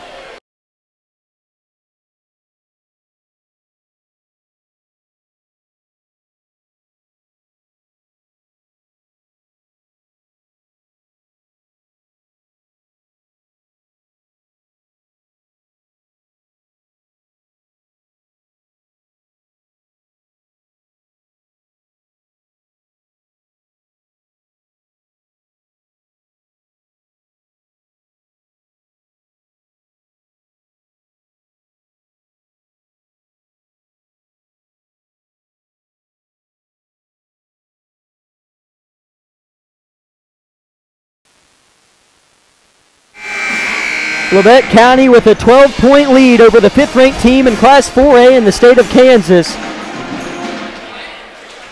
The Chanute Blue Comets with 2 minutes and 31 seconds on the clock. The Grizzlies will have the basketball, inbounding it underneath Chanute's basket on the far end of the court. So they have the length of the court to go. Chanute in a full court press. As he gets it inbounded to Heston, who turns and throws it to Redford. He's quickly doubled, reversing it to Eli. Now back to Chase on the near side. They've got to turn it up court as Carnahan is, we have a timeout, Coach Argerbright. That was a smart, because they're about to get called for 10 seconds. As we'll keep it here. It's a full timeout. We'll keep it here. But they were called for a 10-second call. The far ref blew his whistle and signaled 10-second violation, but the near official said Argerbright called the timeout seconds prior to that. That's smart. So we got away with that. As they really did. As Argerbright did call the timeout before the 10-second violation. I heard his whistle before the far judge. But a smart timeout by Coach Argerbright. You want to avoid any momentum given to Chanute that you can, as they have a little bit, but still, Chanute isn't playing. They can, but all game they haven't played like a team that has the potential to come back. Yes. They don't have anybody who's lit it up. Mentally, they're not there. Yeah. Like I told you over the break, mentally, they are just not. I mean, they're irritated. They're rushing shots. I think you're right. I think our team is in a much better position to really close out this game for us. They just got to continue to make smart passes. Yeah. Keep their head in the game, and they'll close it out. As a short way to put it, Labette County would have to play a absolutely horrendous 2 minutes and 19 seconds to lose. True, correct. Because they played so well. Yes. Whereas Chanute would have to definitely play the opposite of what they have been. They haven't played bad, but they just haven't got it going on the offensive end and haven't been able to stop Labette County's offense. Can they stop it on this possession? Here's Redford on the left wing. They got it inbounded fine this time from half court. Griff Eaton has it on the far side in front of his own bench. Still has it, jabs right, and goes to the top of the key and finds Heston, who's going to slow it down. Labette County fans begin their applause as we surpass the 2-minute mark, as Heston is still dribbling around Williams and Koster, as the foul is finally called on Larson Koster. And that's only 4 Chanute team fouls, so they still have to foul him 3 more times before it's a 1-and-1 situation.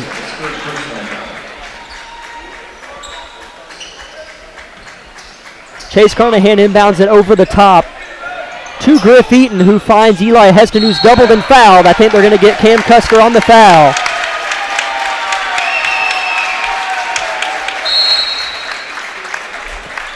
Oh. As Chase Carnahan just got a technical foul. I wonder why. Chase Carnahan just got a technical foul.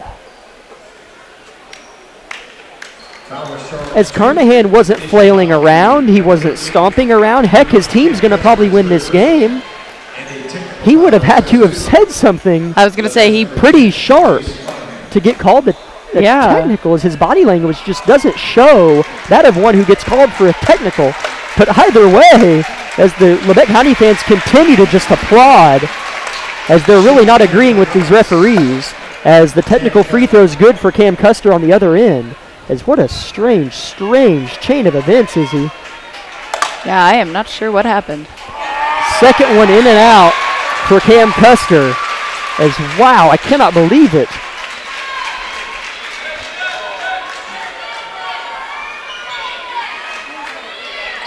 So it'll be Chanute's ball, down 11.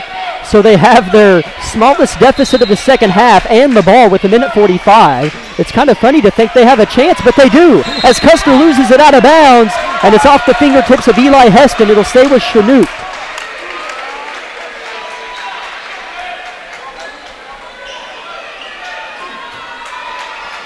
Inbounding it for Chanute is Jordan Duncan. Hasn't been in the game much tonight. Jordan, a 5'8" sophomore guard. He has the ball at the logo, gives it off to the right side. Here goes Larson Koster, backing down Heston. Gets inside deep and is forced to kick it. It's tipped, but in the hands of Herb for 3 in the corner. He's bumped, and he'll go to the line to shoot 3. As, you know, it looks like Labette County is probably going to win this one. But at this point, it's just like, can we just hurry up and win it? Yeah, well, it's about finishing the game well. Exactly. Because I know watching Alex's body language over there, I know he didn't want to make that call or make that foul. I know he would not want to have done that. Herb's first free throw's no good. 2 more to come.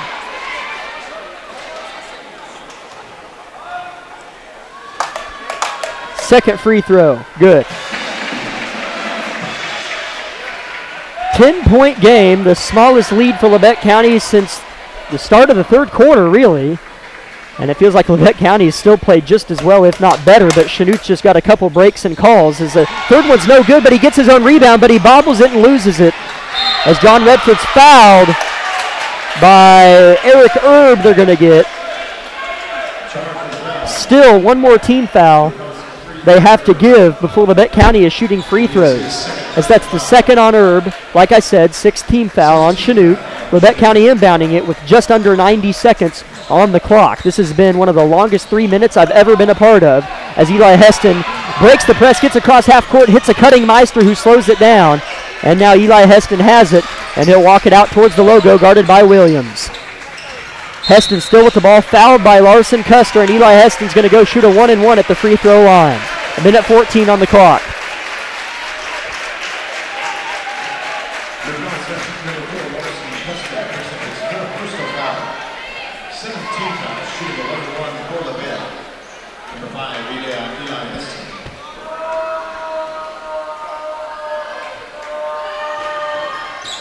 First one good. Coach Argerbright in what I call his victory formation, all the way down past the water jugs, past the out-of-bounds line, standing there clapping. That's a now he's all the way by the scores table, as he has used every bit of the sideline possible. As Heston knocks down the second one. A dozen is the lead for Labette County. 1:13 to go. Williams picks up the ball and the clock runs. Larson Koster has it, hands it off to Williams, reverses left to right, he spins, gets inside, right-handed layup, no good. They'll say he was in the motion of shooting, but it doesn't matter as they're in the double bonus. 2 free throws coming for Williams.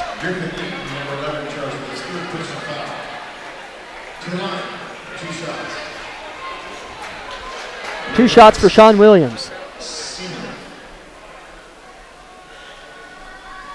First free throw's good for Williams. Those are his first points for a while. Or that's his first point since I want to say the first quarter.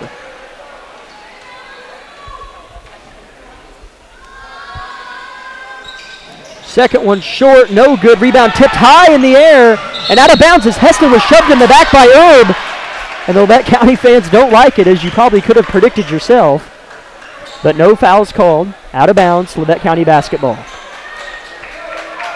As Chase Carnahan's inbounding it over the 6'3", Cam Koster gets it to Heston. He's triple teamed, and now Redford's open on the far side. Alex Meister goes up and snatches his pass down out of the air. Meister picks up his dribble and finds Heston, who just holds it. Heston fouled from behind by Cam Koster, and he'll go to the line to shoot a 1-and-1 with 49 on the clock.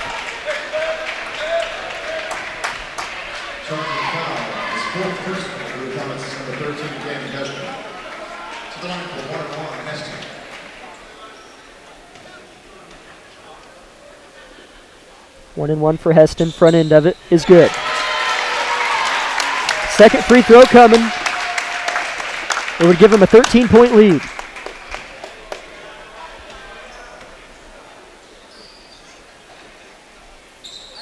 It's good. 54-41. 45 seconds and running on the clock. Blue Comet basketball. Labette County is going to get out of here with their second straight SEK road win in a row, as they started the season 0-4 as a three-pointer is knocked down by Larson Koster. Cuts the lead back to 10, 30 seconds on the clock. Labette County has it. Eli Heston breaks the press, gets all the way down here, and is going to settle down in the corner. As the Blue Comets come to foul, as the Labette County fans can finally taste the victory now, as they could taste it all game, but Chanut at least kept it interesting. Yes, they did there for a little bit in the third quarter and start of this, but Labette County is doing a great job closing this game out. Eli Heston 1-1. First free throw's good. Heston having another nice night. We'll get you his scoring total at the end of the game, as he scored 20 points against Parsons on Tuesday, and he's got to be pushing that tonight. Not quite 20, I don't think, but he's getting close. Second one's good as well. He's made a lot from the free throw line.